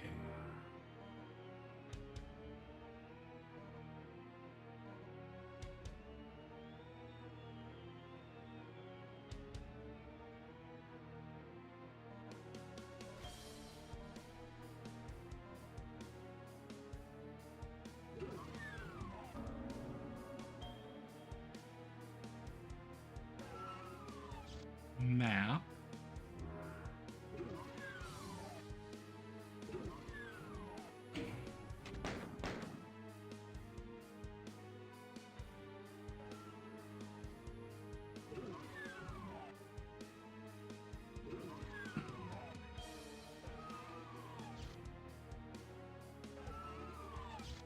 I think the other pair of glasses is in here.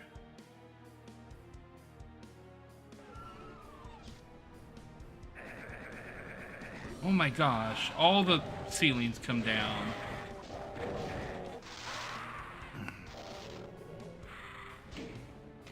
Okay, they didn't do that last time. Oh, son of a bitch. Did I just... No, okay.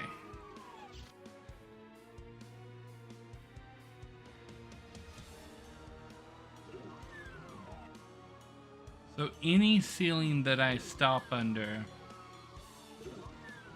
in this room is going to come down.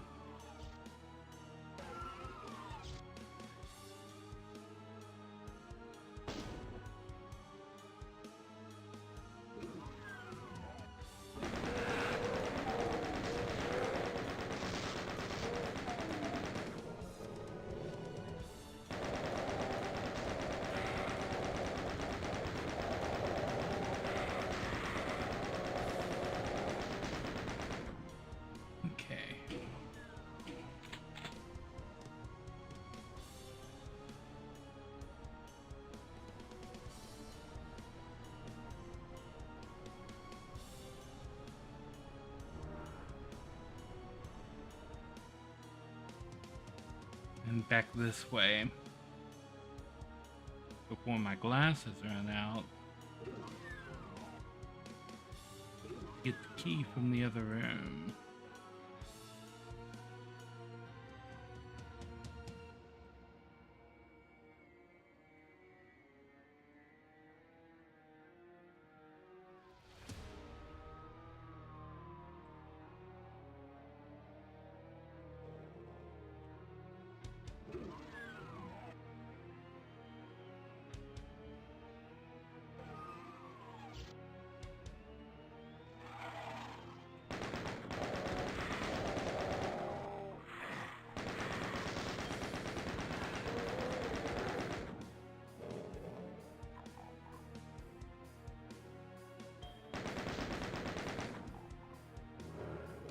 Okay, there's the other glasses.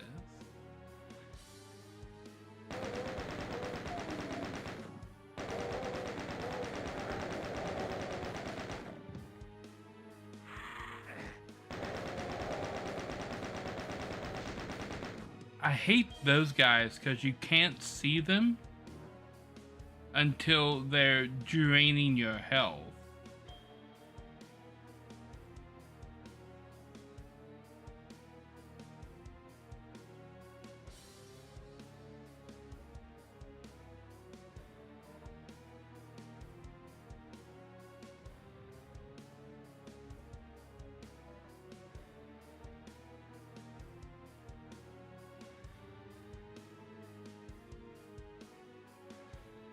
Shells.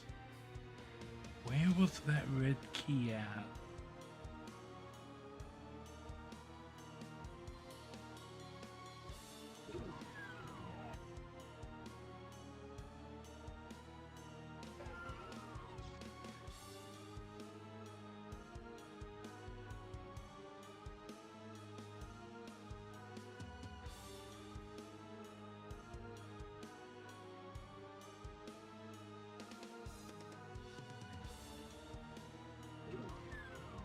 Have to be in here.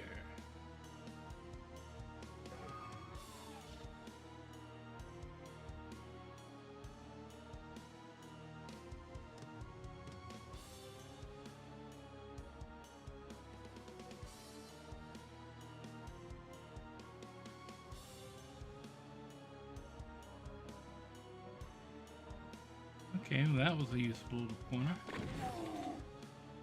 That guy. I'm losing the light again.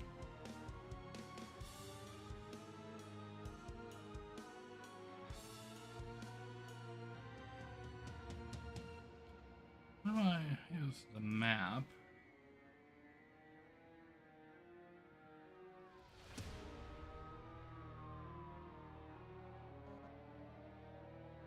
There's the bed key. Okay.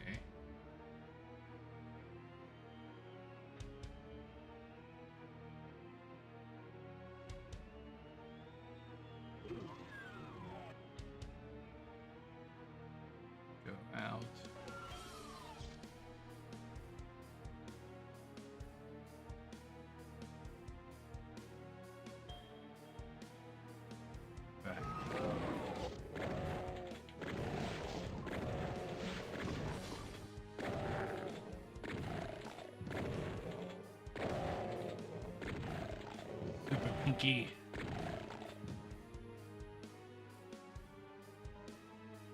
That's the other room that I was thinking about. Ah, whew. Ah, vines. That's what it. Yes, I got everything that time.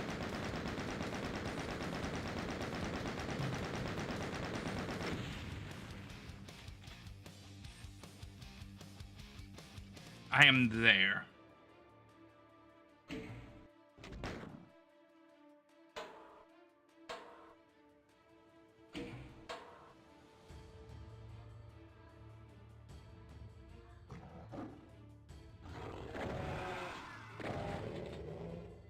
Just randomly open the door for no reason.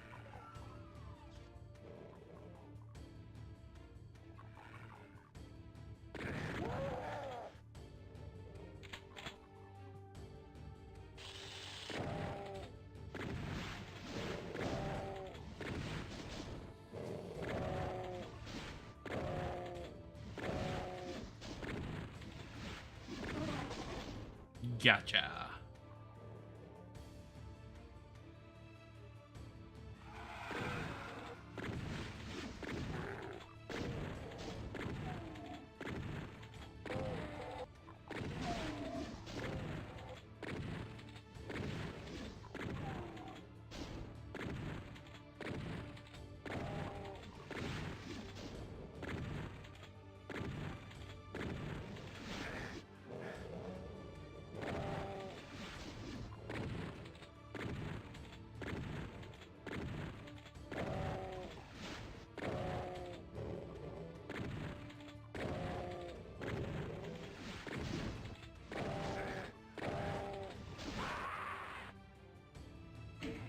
Well then, okay, there's a pinky over here.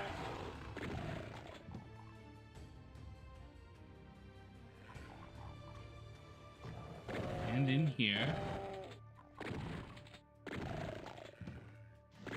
The imp.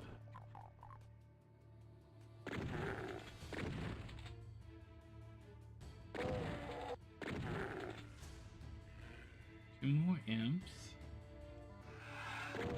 Another imp. Oh my god, super imp! Take 5 shotgun blasts to the face.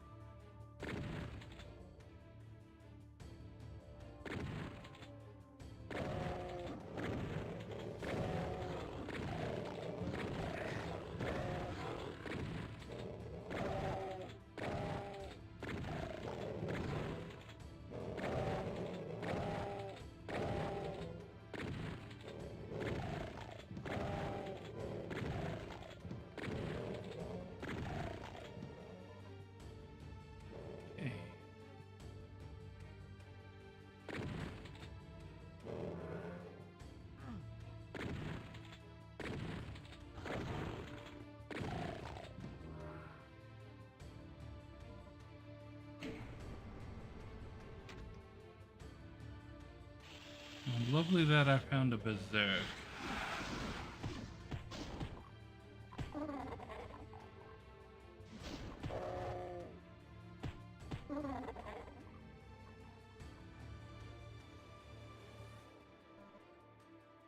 Got the blue key card.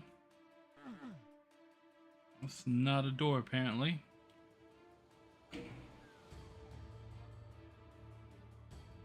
Probably put on a gun of some kind, because that can happen.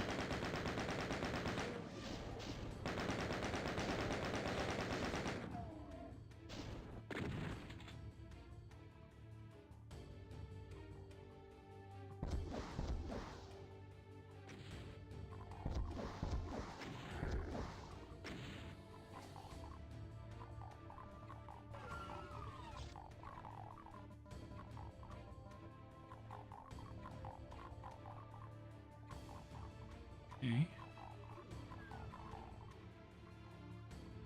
put a door open.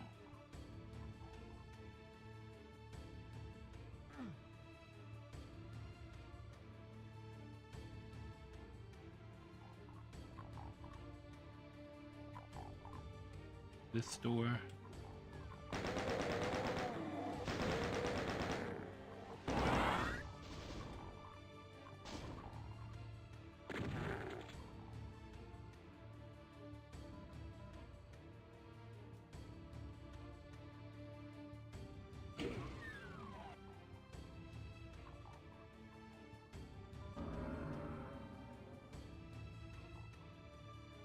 Okay.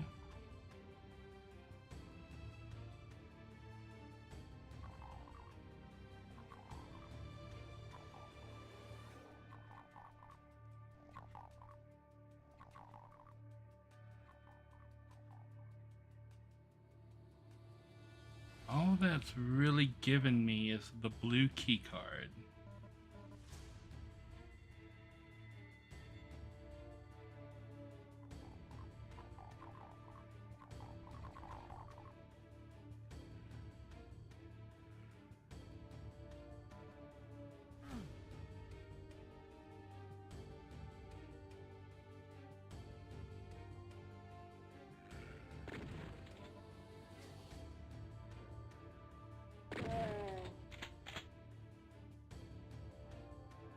Mm-hmm.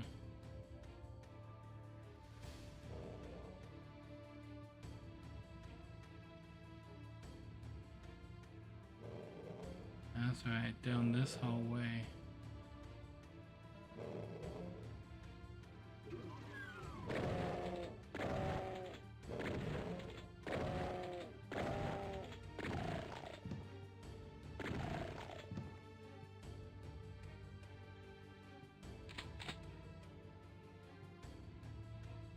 Chain gun ammo.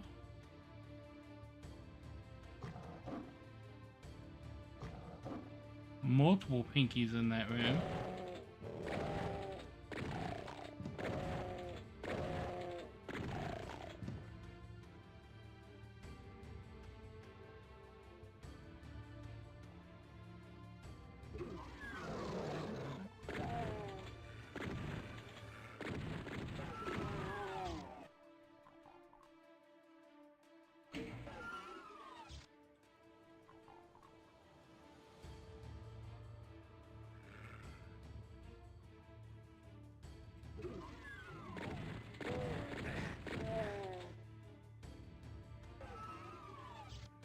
Okay.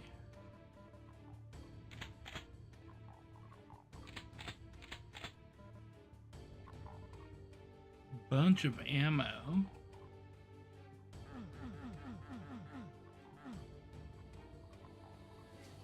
Feels like there's something else to this room.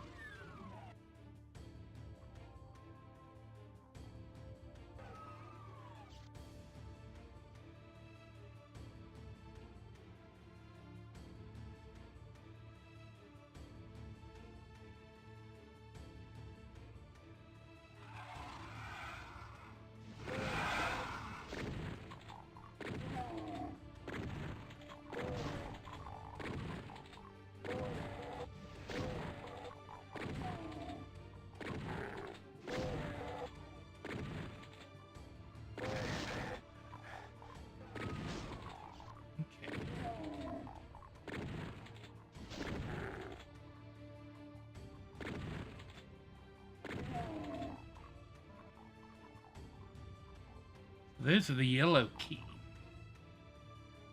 All right. Still here. Bad things in this room.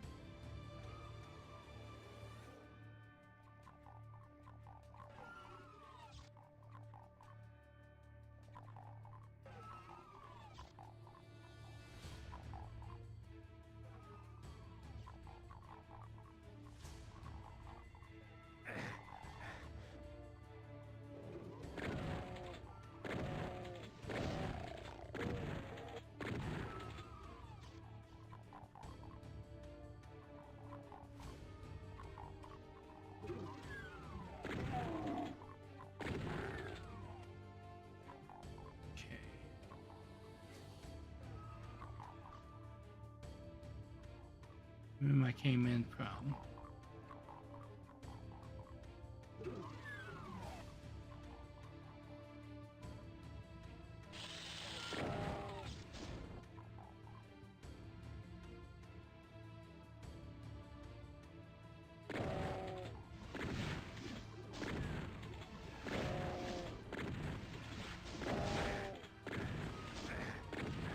Gosh.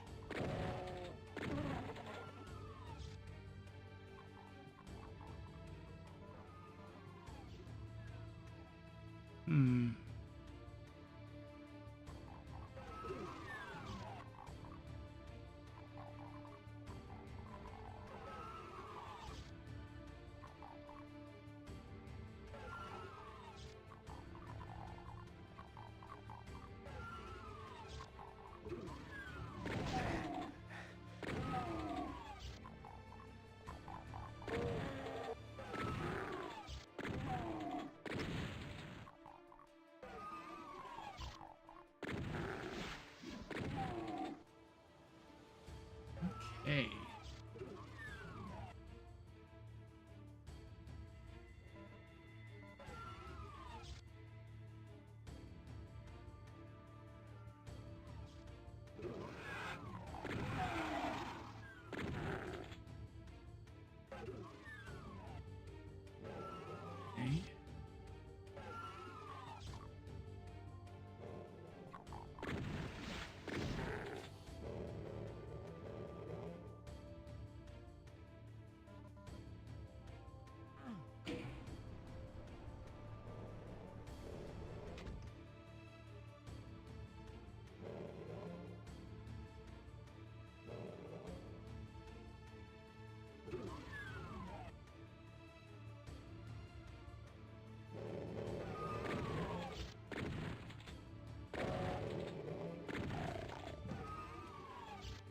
Okay. Okay.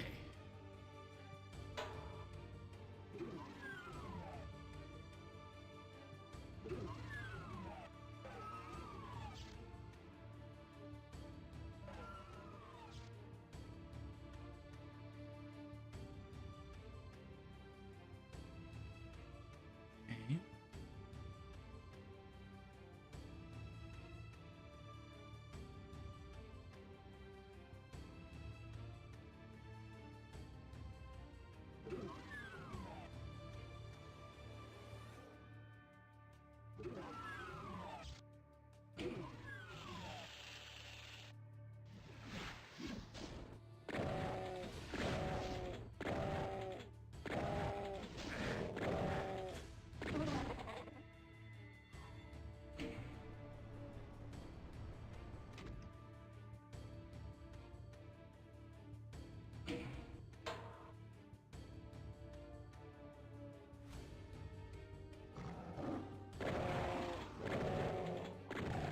I mean, the exit is right there. Why am I coming this way?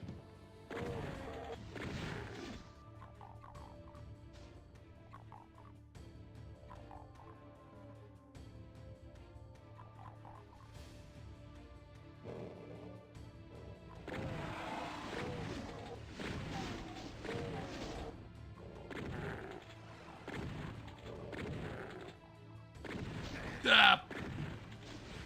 Got those a Baron in this level.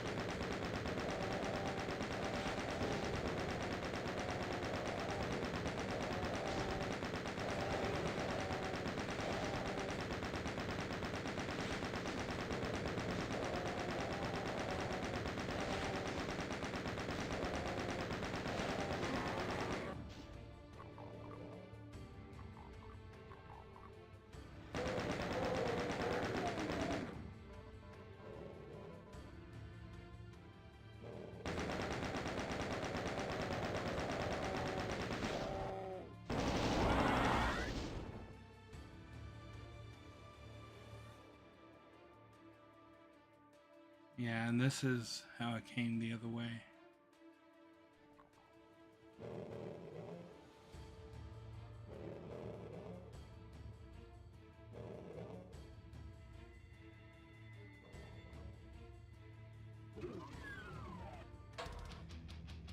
Whew.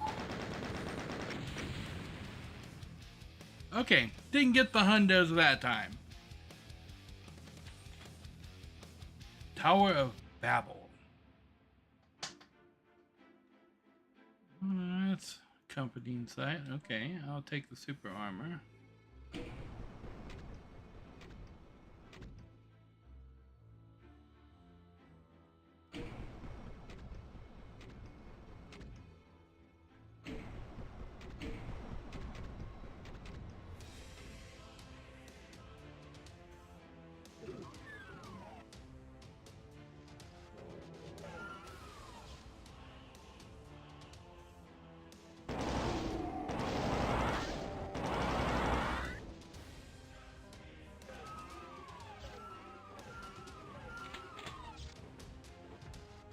Rocket launcher. Okay.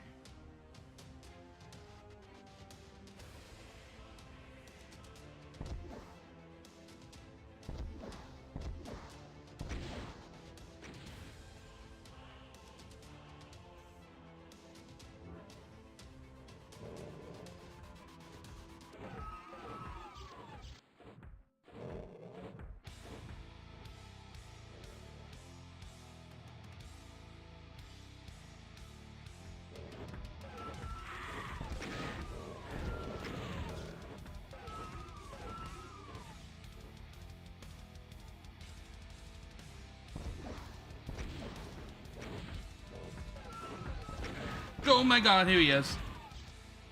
I wasn't expecting him to be in the room.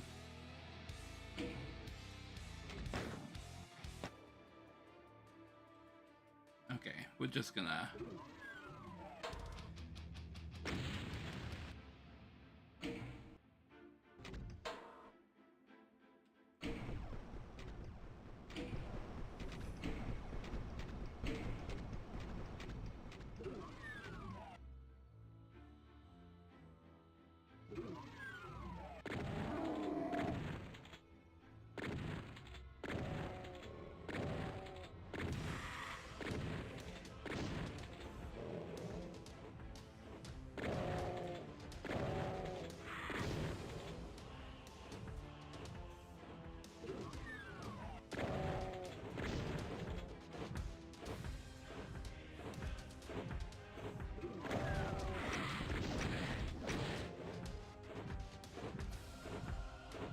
Okay, he's in that room over there.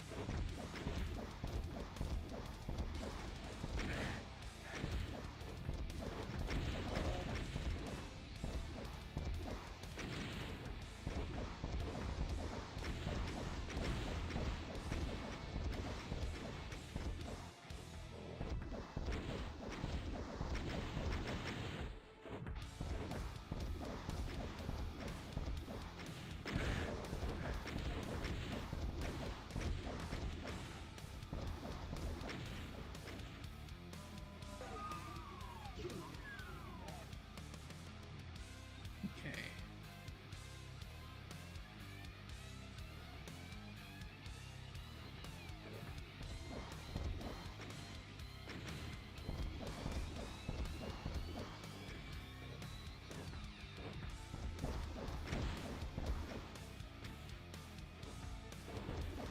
Oh, too close.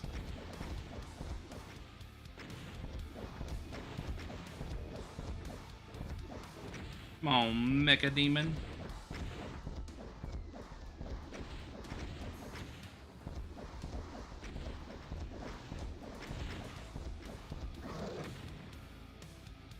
Gotcha.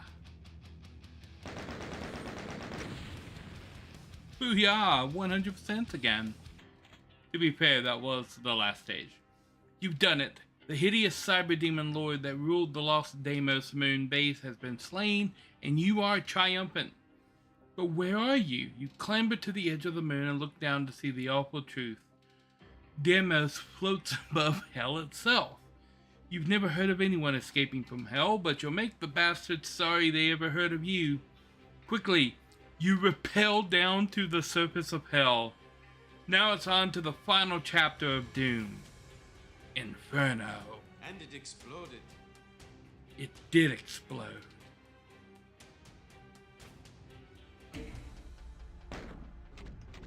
Okay.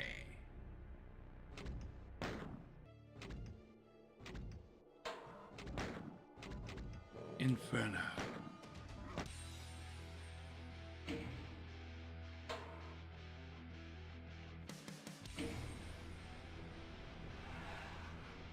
Oh, this is lovely.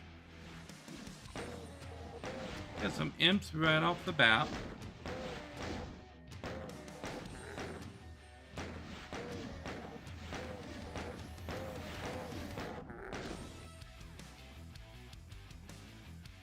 What we got floating around out here? Okay.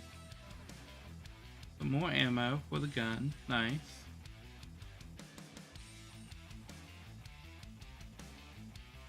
I guess we have to go in the red door. Or hit the switch. Oh, a Caco demon with a pistol. Lovely.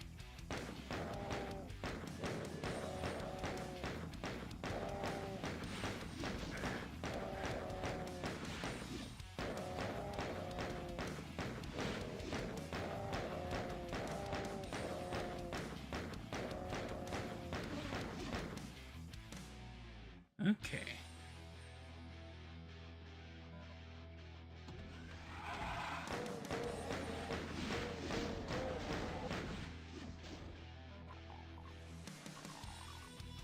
Oh, that's a shotgun.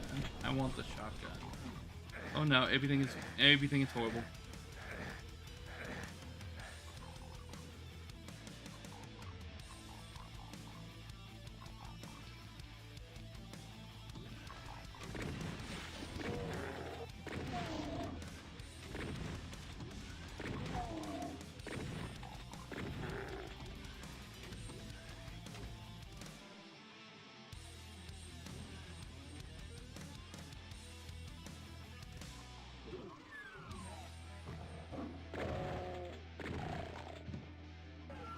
Okay.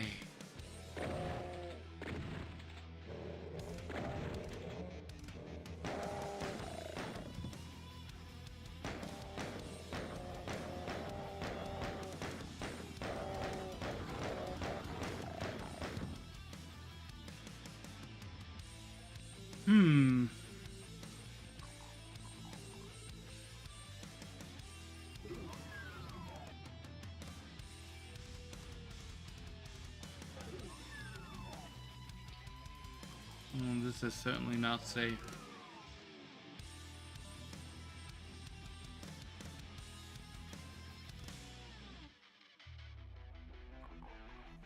Okay.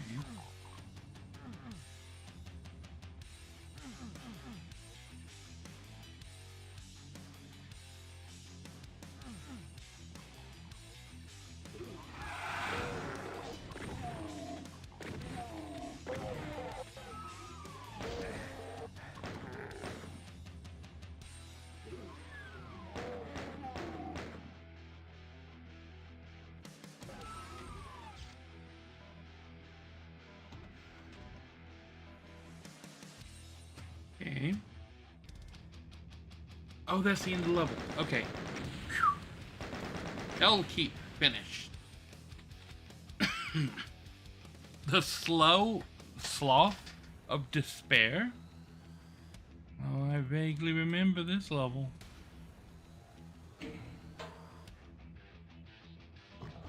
Pinky.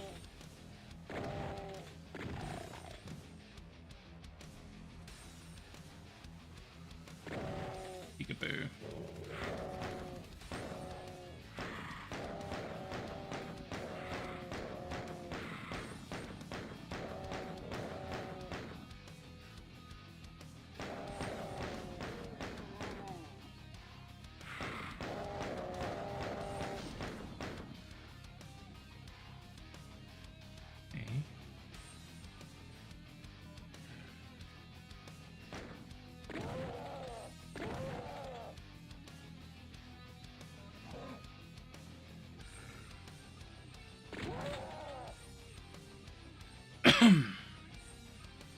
see that armor. There it is.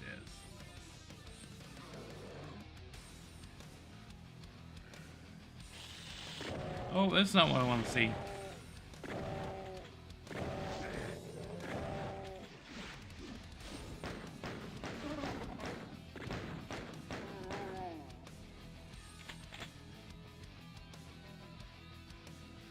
Okay. Starting to collect up some ammo. Oh my gosh. Pinky's from nowhere.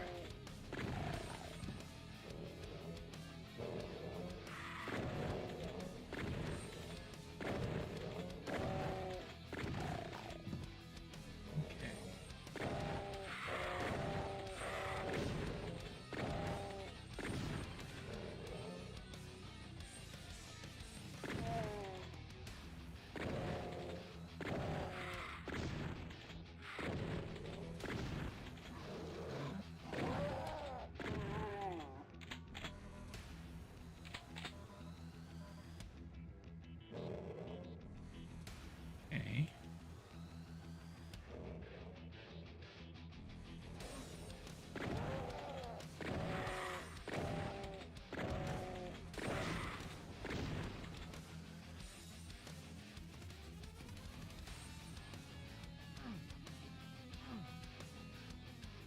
Okay, well.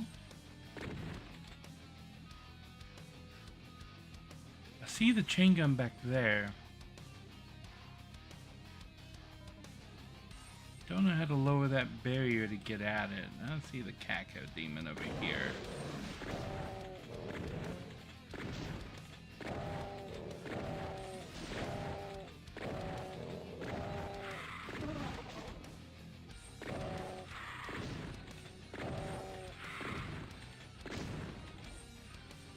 Okay.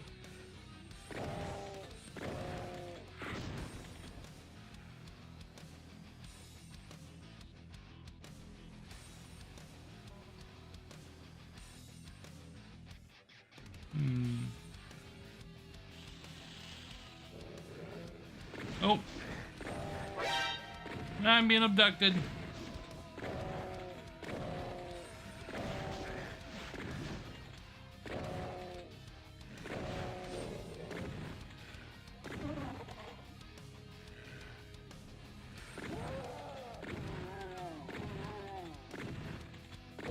Also, greetings, PT.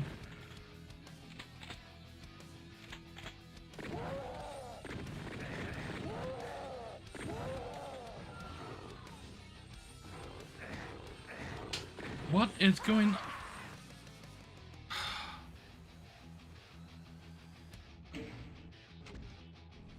I hate that.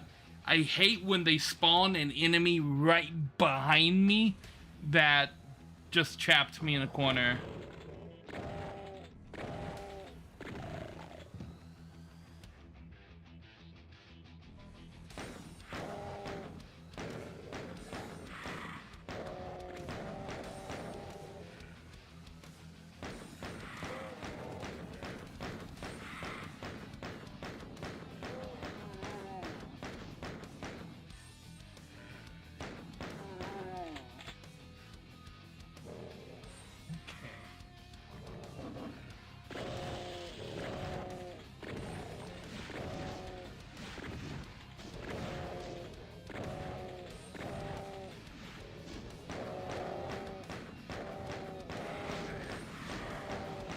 Trapped in a corner again.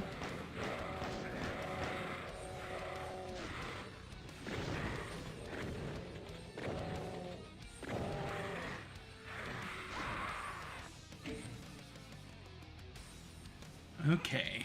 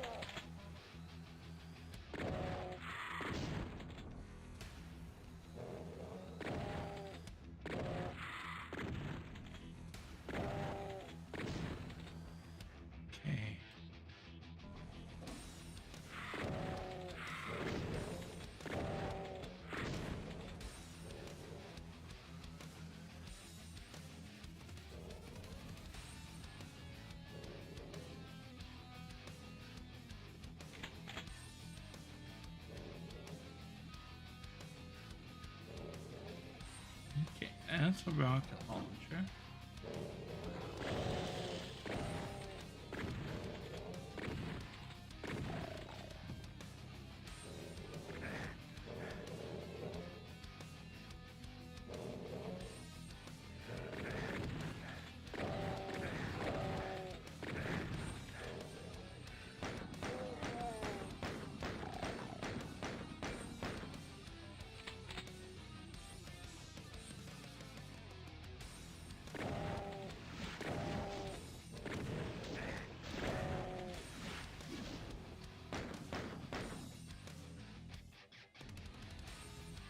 Okay.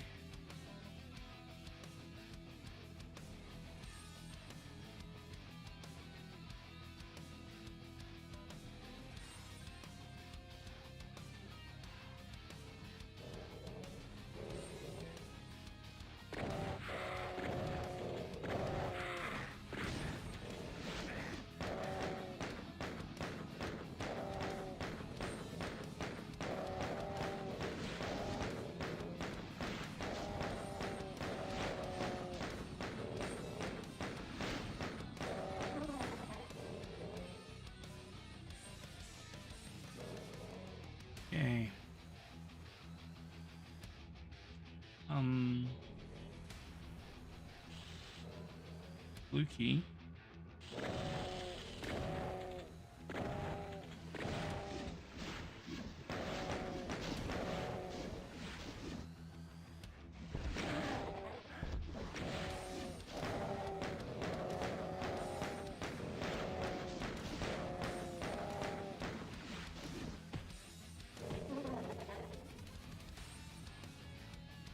So this is going to be one of those. Oh. Give me a bunch of ammo right here. And then spawn a whole bunch more of those demons.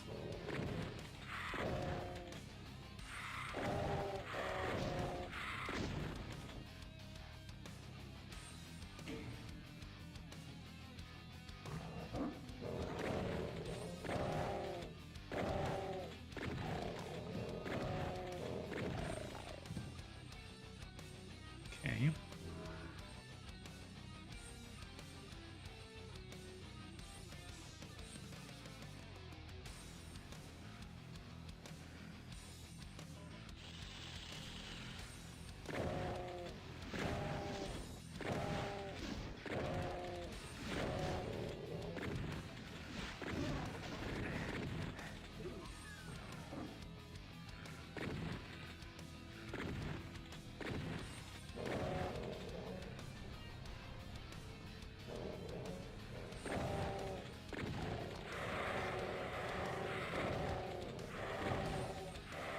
Always spawning something behind me.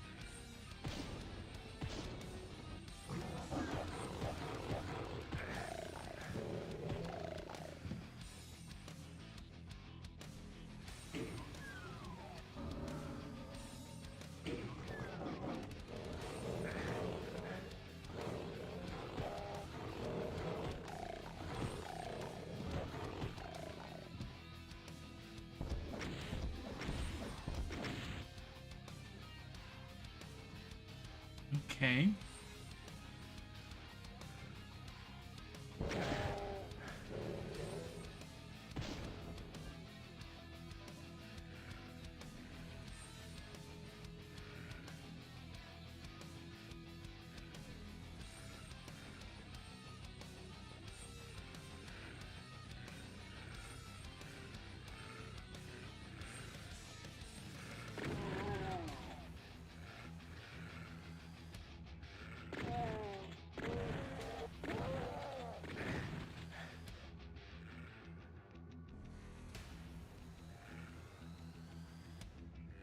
Oh my gosh, really?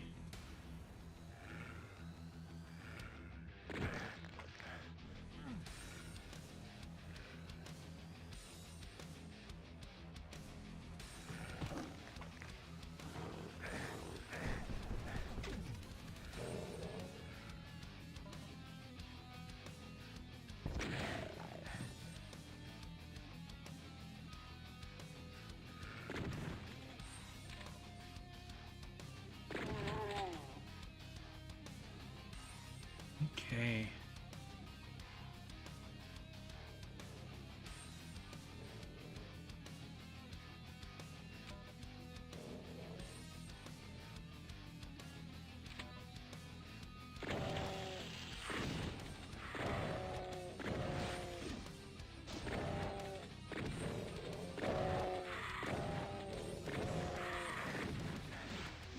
Oh my gosh.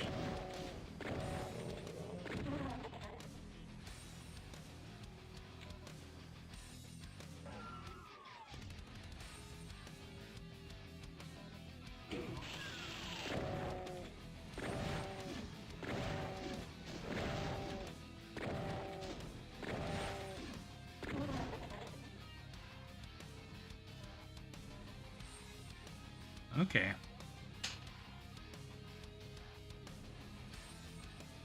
Yeah, the difficulty is coming from them just not giving me the ammo I need to kill everything.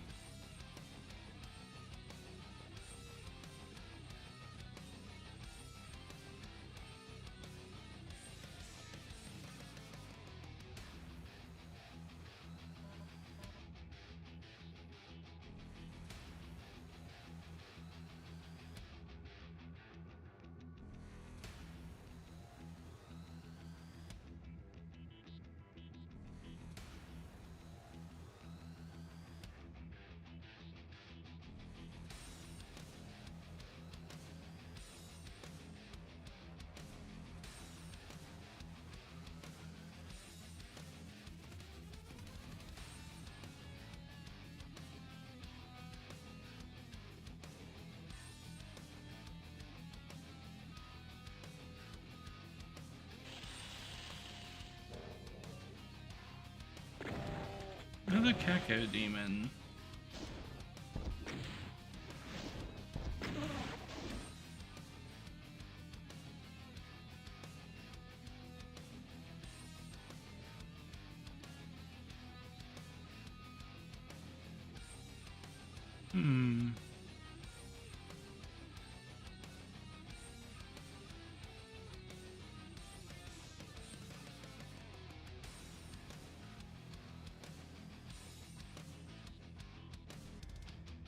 There we go.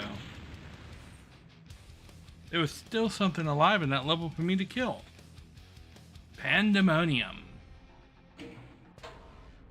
Okay, I'm gonna take a quick little break. I will be right back.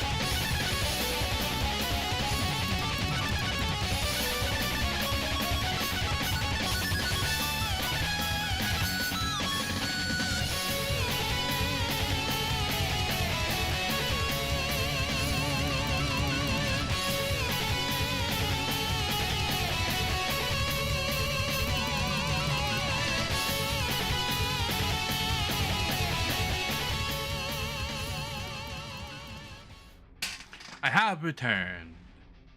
Let me hit the reset button there and then pop the chats up. Mouse cursor. Okay. We're gonna quick save and see what's going on in this level. Pinky right from the start. No ammo. That worked.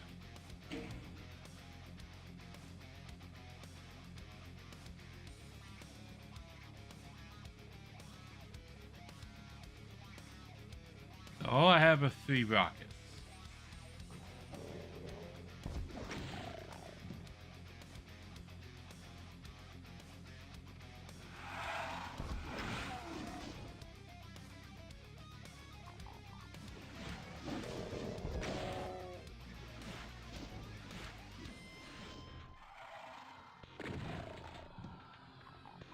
Okay. Imps up there in the cheap seats. And behind me in the hallway.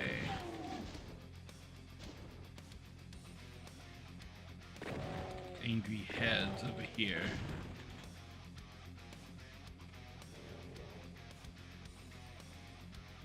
Okay, there's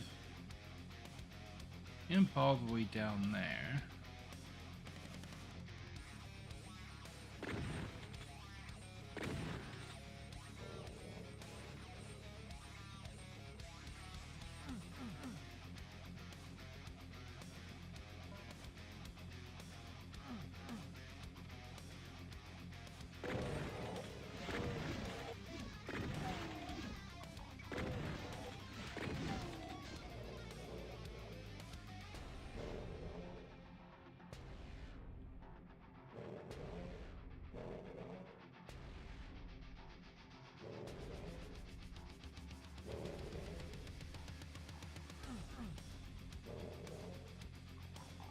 Okay.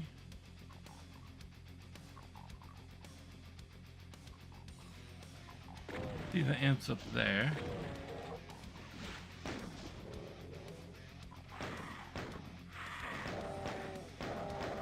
Where did these guys come from? So many of them.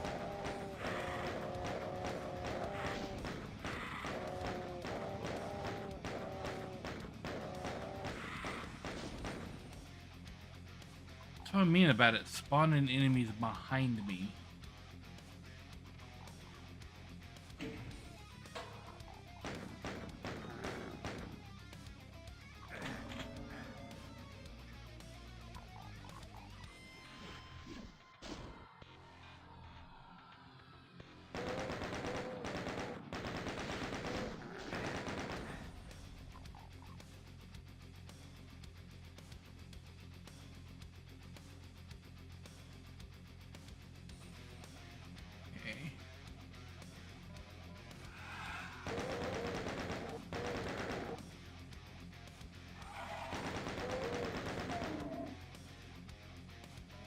Golden candlesticks. Pinky.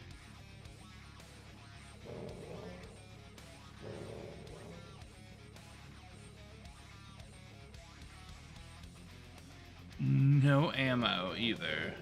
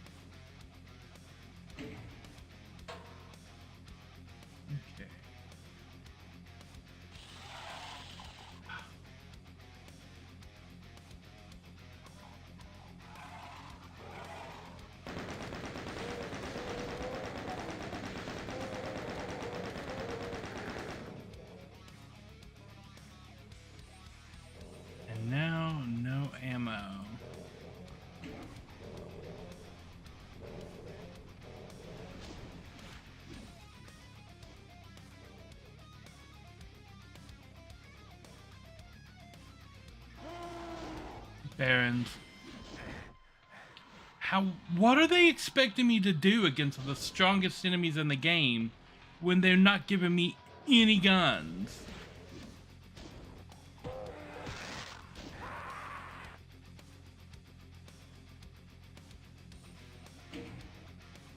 Like, there are no guns and no power-ups in this level. So if I go that way, it triggers a Baron. If I go all the way across that way, it triggers a Caco Demon. And if I go up there, it triggers a bunch of Pinkies.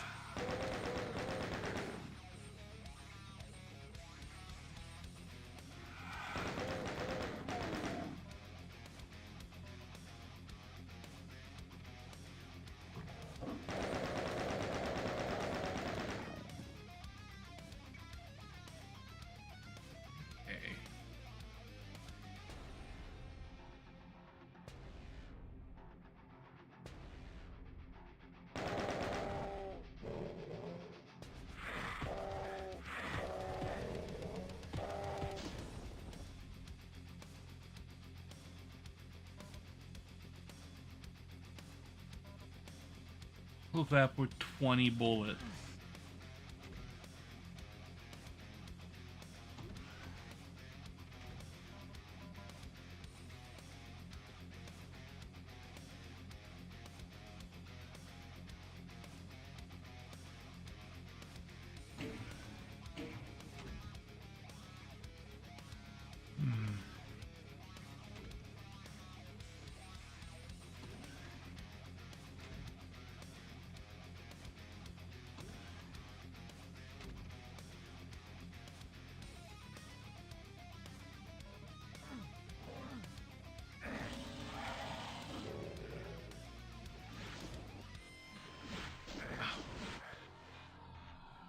They're shooting me from off screen.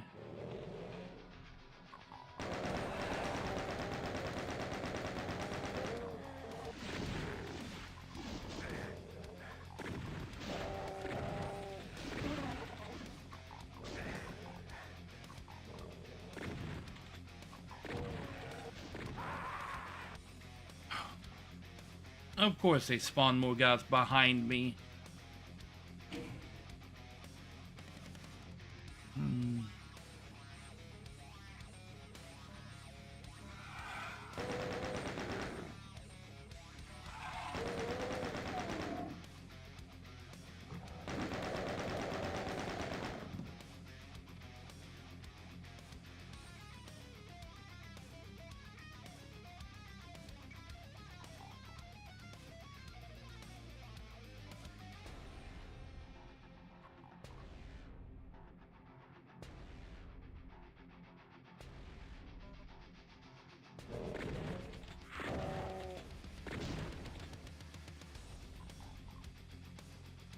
Okay.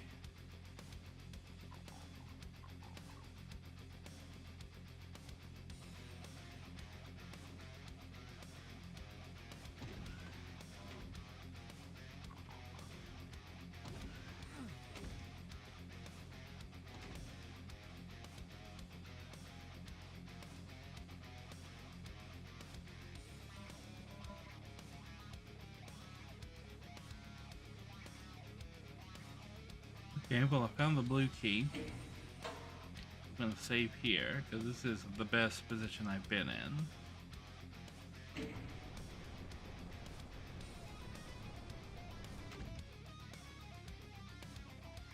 Probably should have waited on that.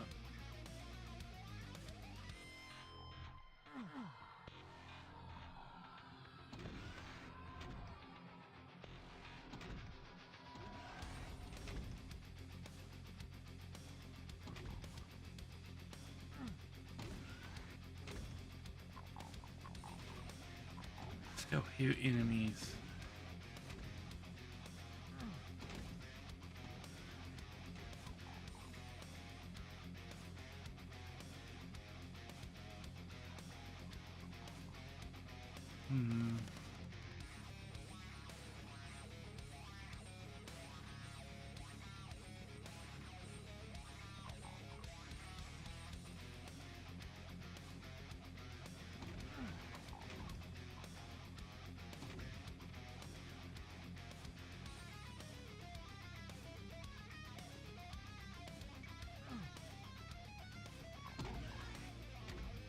Okay. Well, I guess it's nothing because I can't activate it again. Actually, I could do this.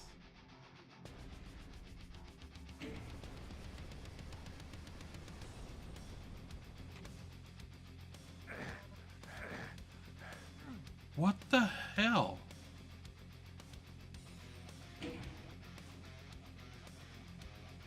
Okay.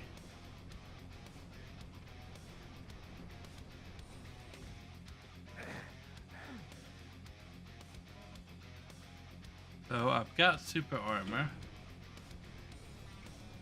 That opens whatever that is. Shotgun.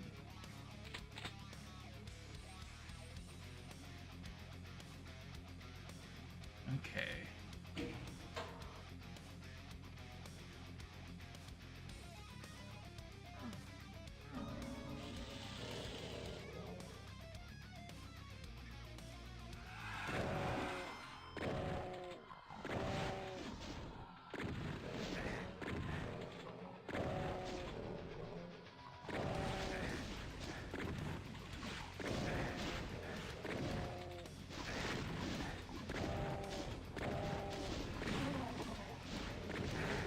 How did you get? Oh, that's right.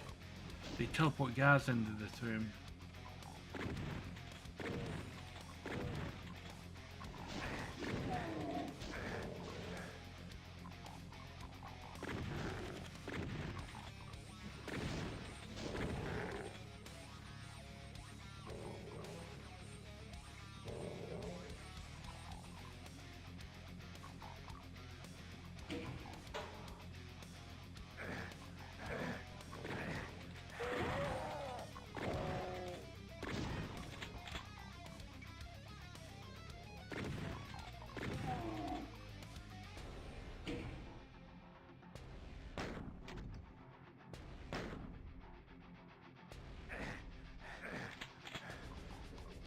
Oh, the BFG 9000. Okay.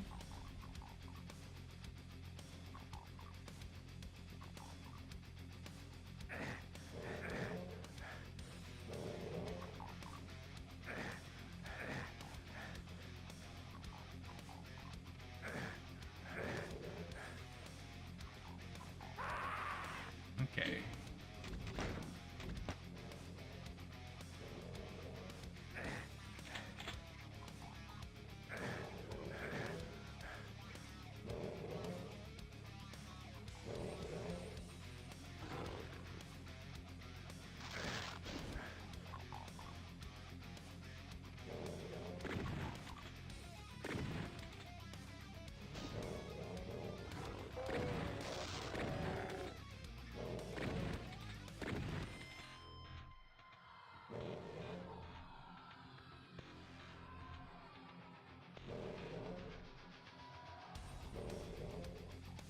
Go.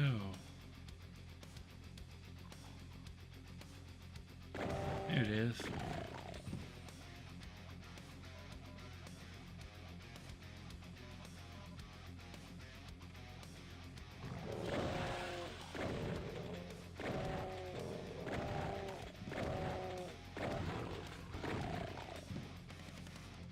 Okay.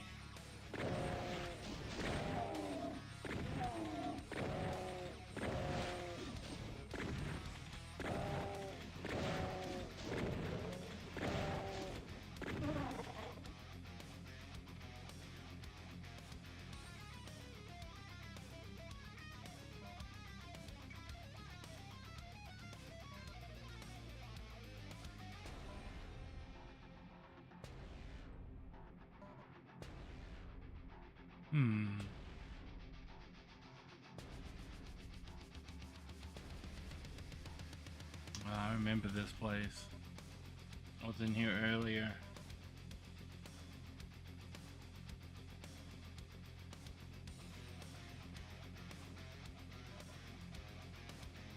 That was the caco that killed me last time I was over there.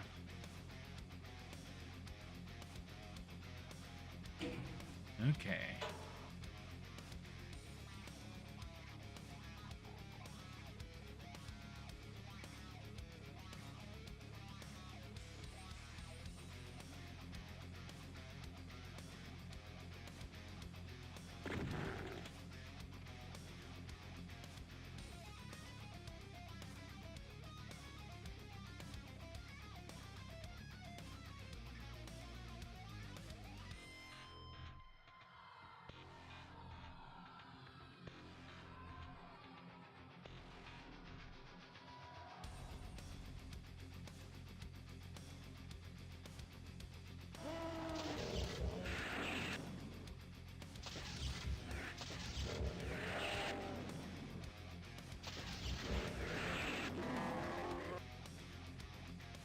Booyah. 4 hits with the BMG. BFG. Big fucking gun. Now the BFG is a really interesting weapon. When you fire it and it hits something, it's directional, but it's directional across the entire room. So it will hit everything in the direction that you were facing when you fired it.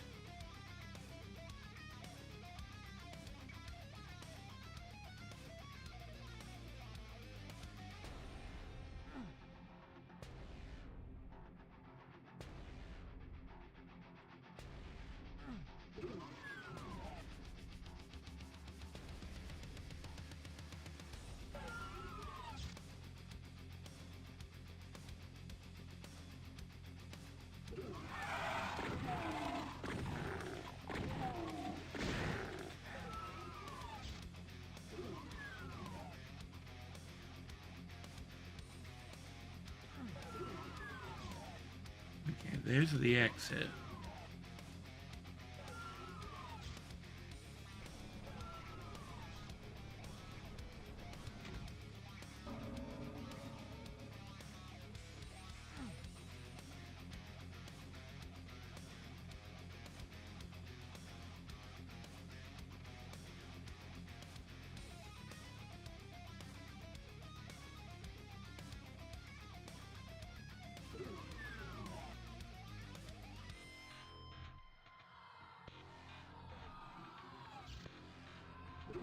That's the way I came in. Exit's up there.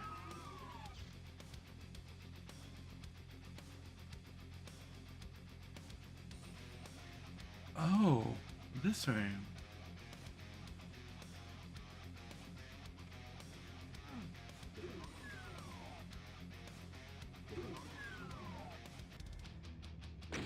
Nice.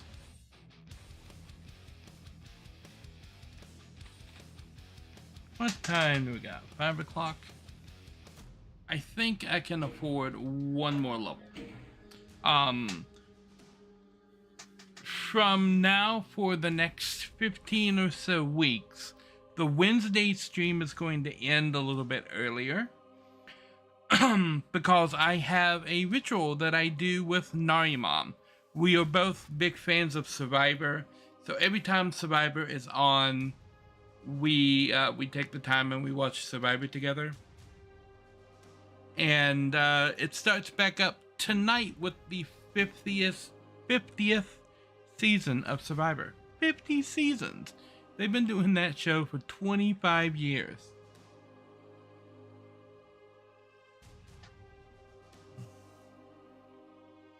So Narishm and I are gonna go watch Survivor. So I'm going on Wednesdays now for the 15 or 16 weeks that Survivor runs. I'm gonna be leaving the stream a little bit early just on Wednesdays to go watch Survivor with Narishm. So we are going to finish this level, and then I'm going to go ahead and end the stream off for today, so that we can get that going. But we will be back tomorrow with Warcraft. Yeah, Warcraft 1. Okay, rocket launcher right in the start. Okay, and then there's hell. I'm gonna go ahead and save that with that rocket launcher. That was a pinky. And I knew I heard pinky.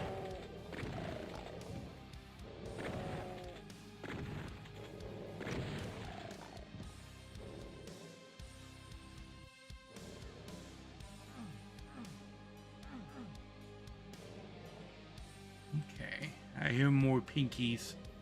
I hear more pinkies about. Say hi for me. I absolutely will say hi.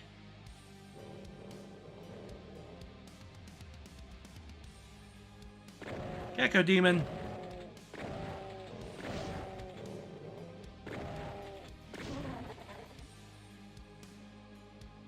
Okay, I'll see that path back there.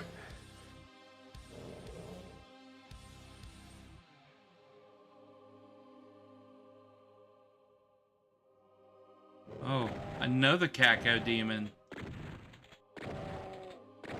I see you over there, Bill.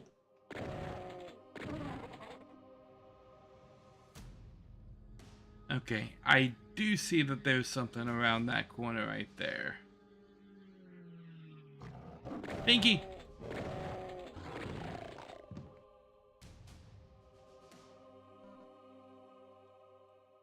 And it's just a path over here. Teleporter right there, but a door right here.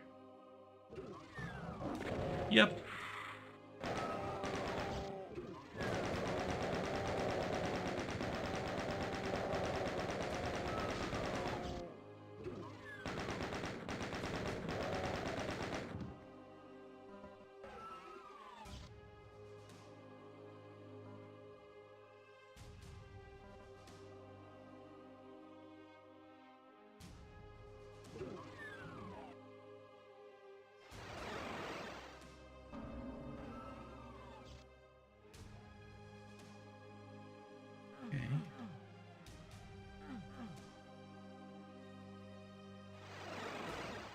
So just to the inside of that chamber, huh?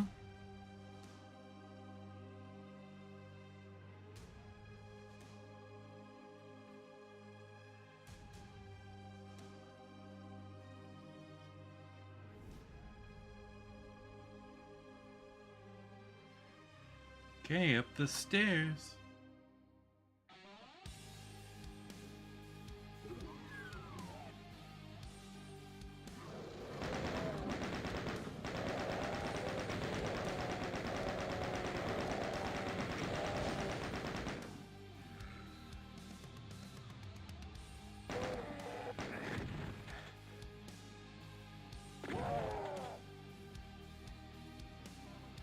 Look at all the golden candlesticks.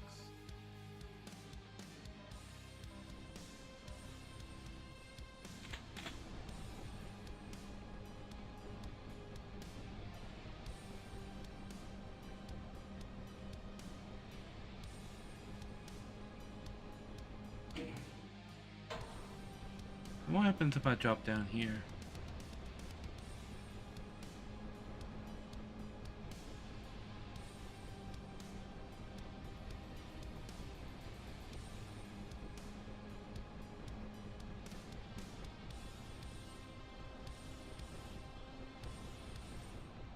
There just isn't any way out. An interesting thing to put. Oh.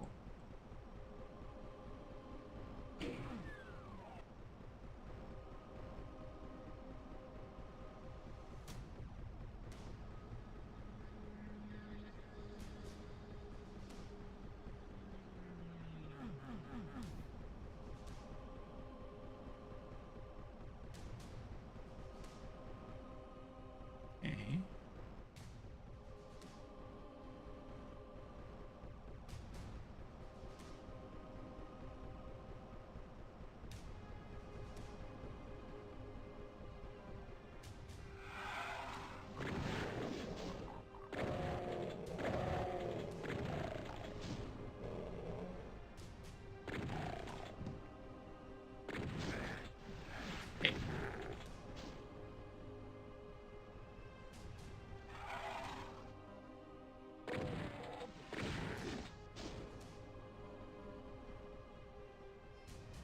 Okay.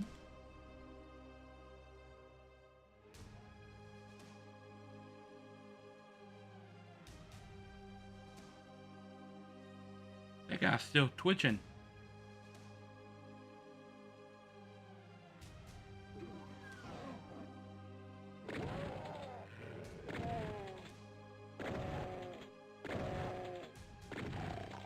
Come on, Pinky.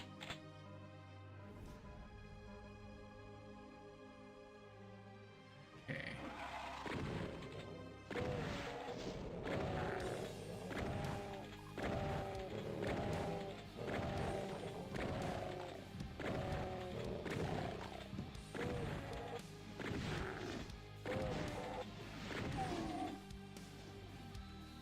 Booyah.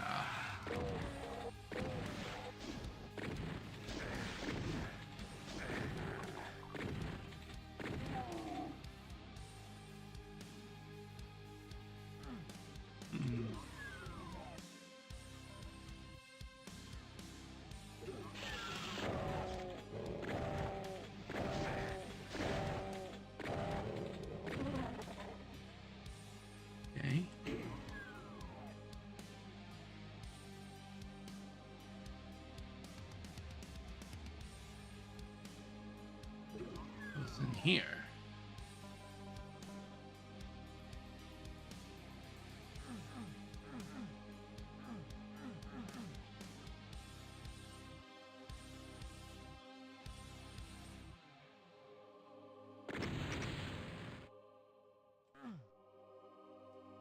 Blue key.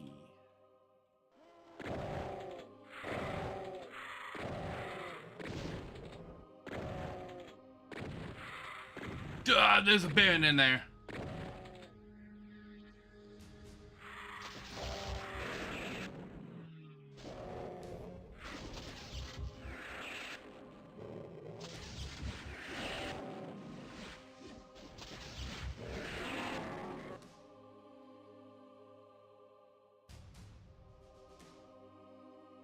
Lukey. Aha.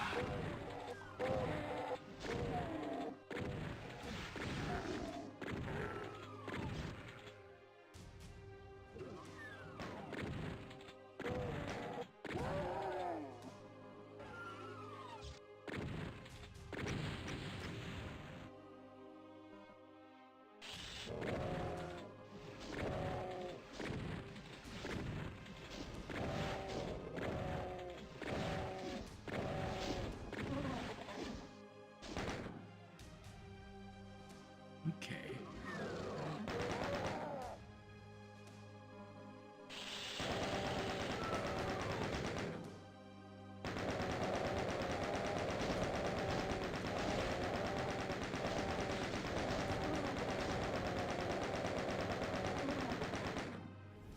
Got it.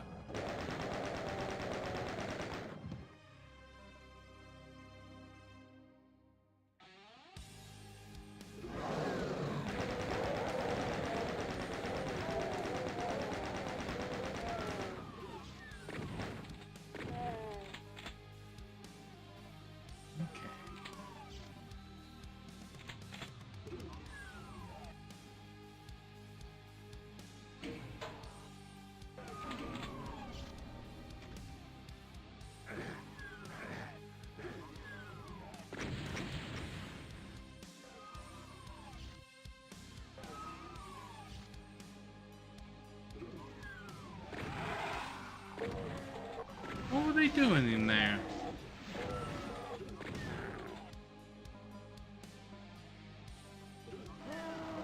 Baron!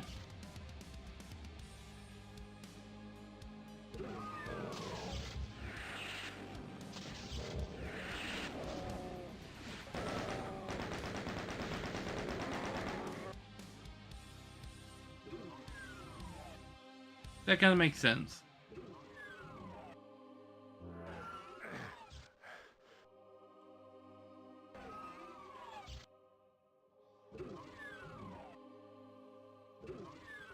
So were they trapping him or worshipping him?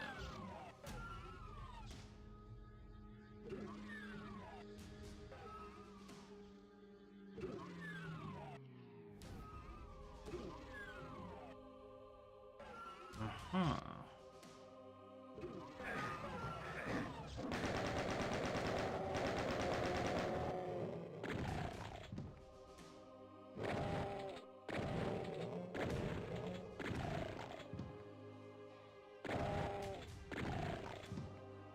Here's another one. Okay.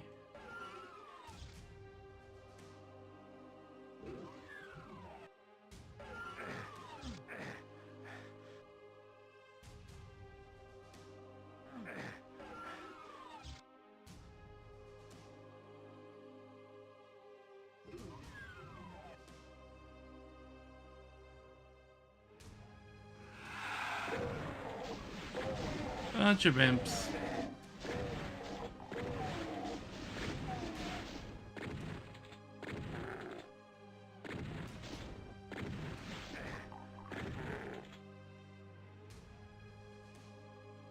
Okay.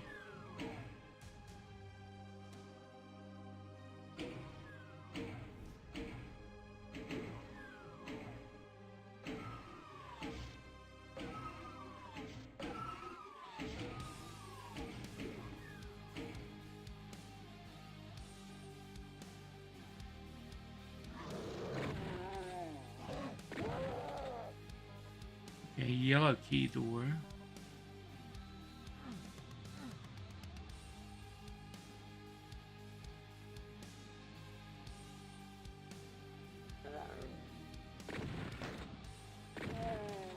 Okay. Are these doors? No.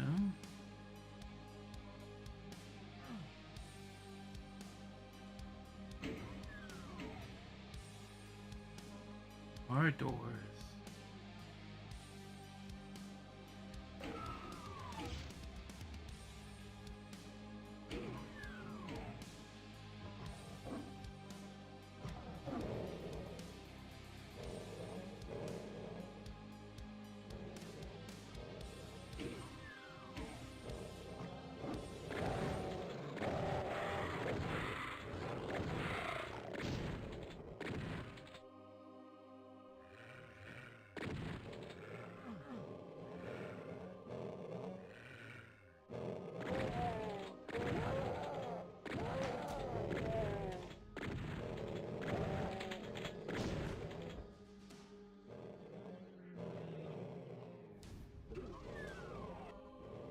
Oh, there's the red key.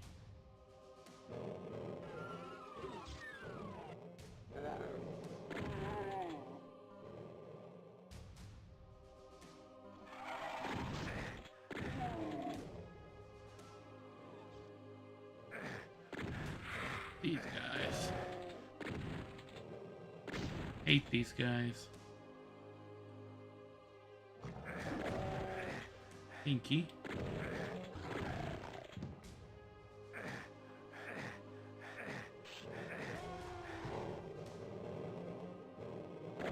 Baron.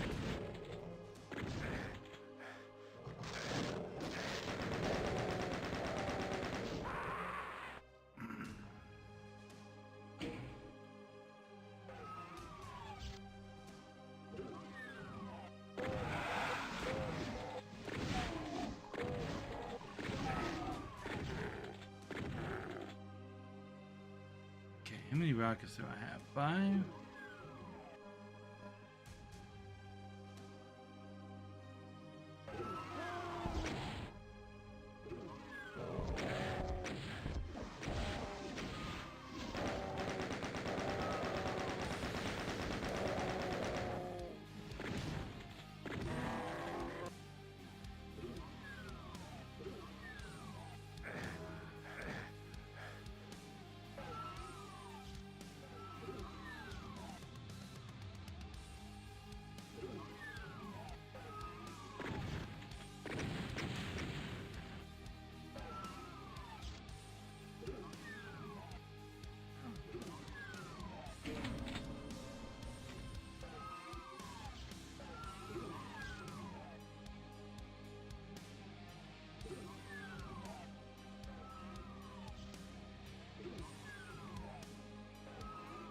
Okay.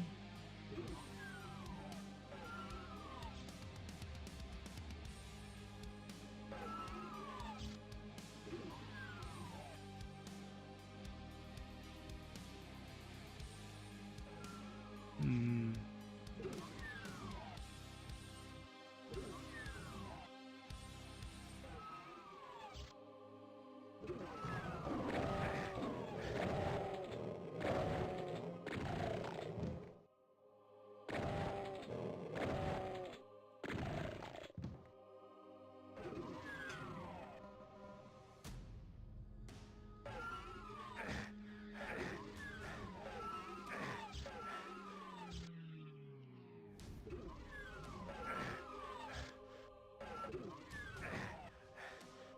Okay.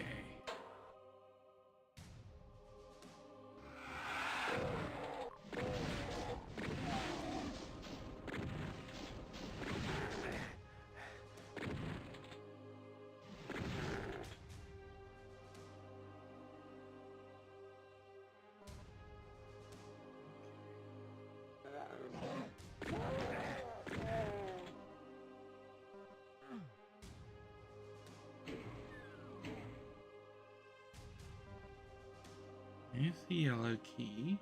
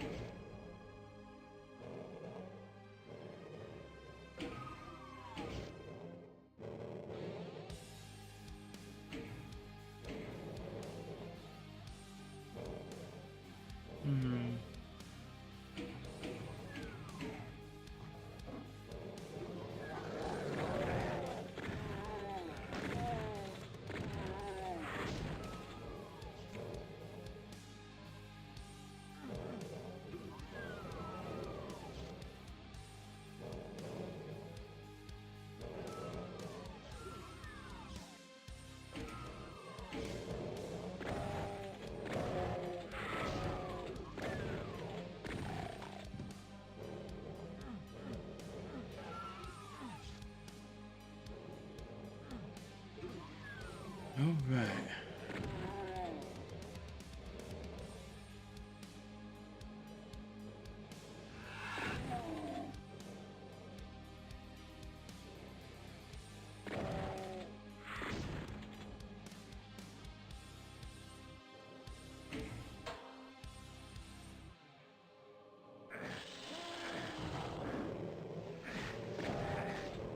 Out of the way.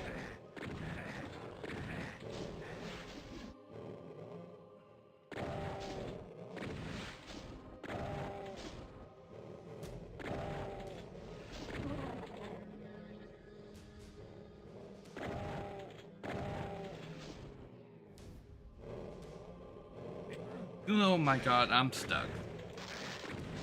Yeah, there's no way out. Okay, so the moment I step down this hallway, it's gonna spawn a bunch of demons behind me that block me in.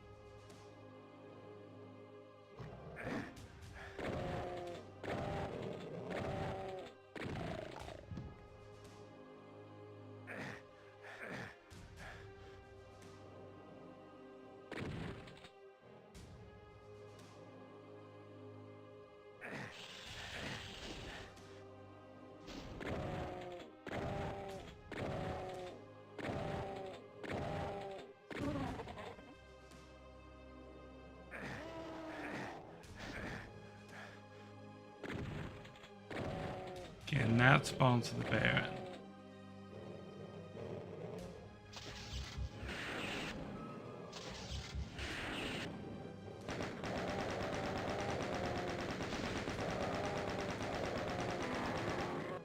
Okay.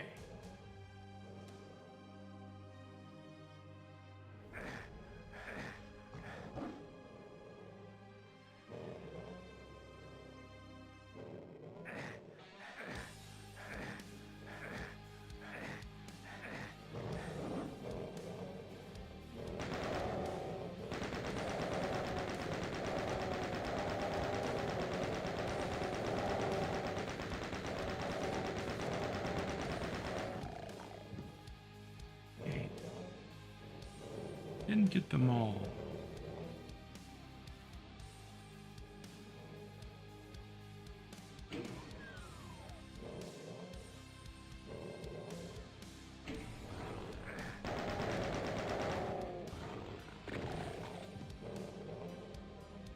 Okay.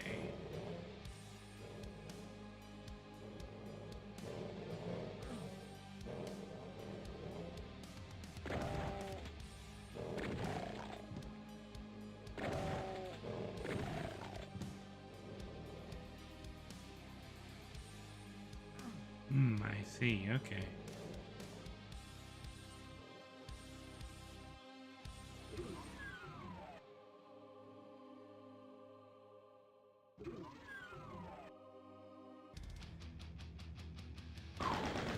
House of Pain. The Unholy Cathedral. Okay.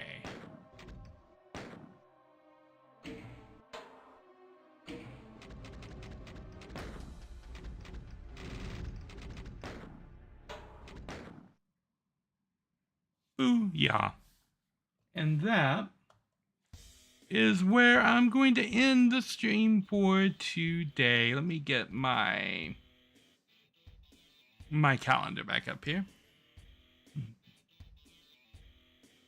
Ooh, save never mind. I did save. I was focusing on not dying and did not see your message immediately. Let's see who's out there in Twitch land doing some fun stuff that we can drop our little crew on. If Twitch even lets me raid, because it's telling me I have 0 viewers in the control panel right here.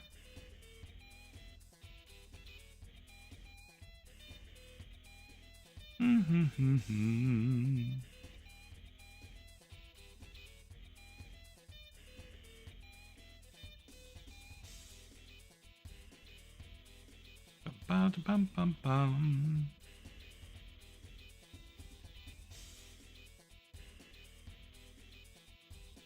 Okay, well, I can't click on that one.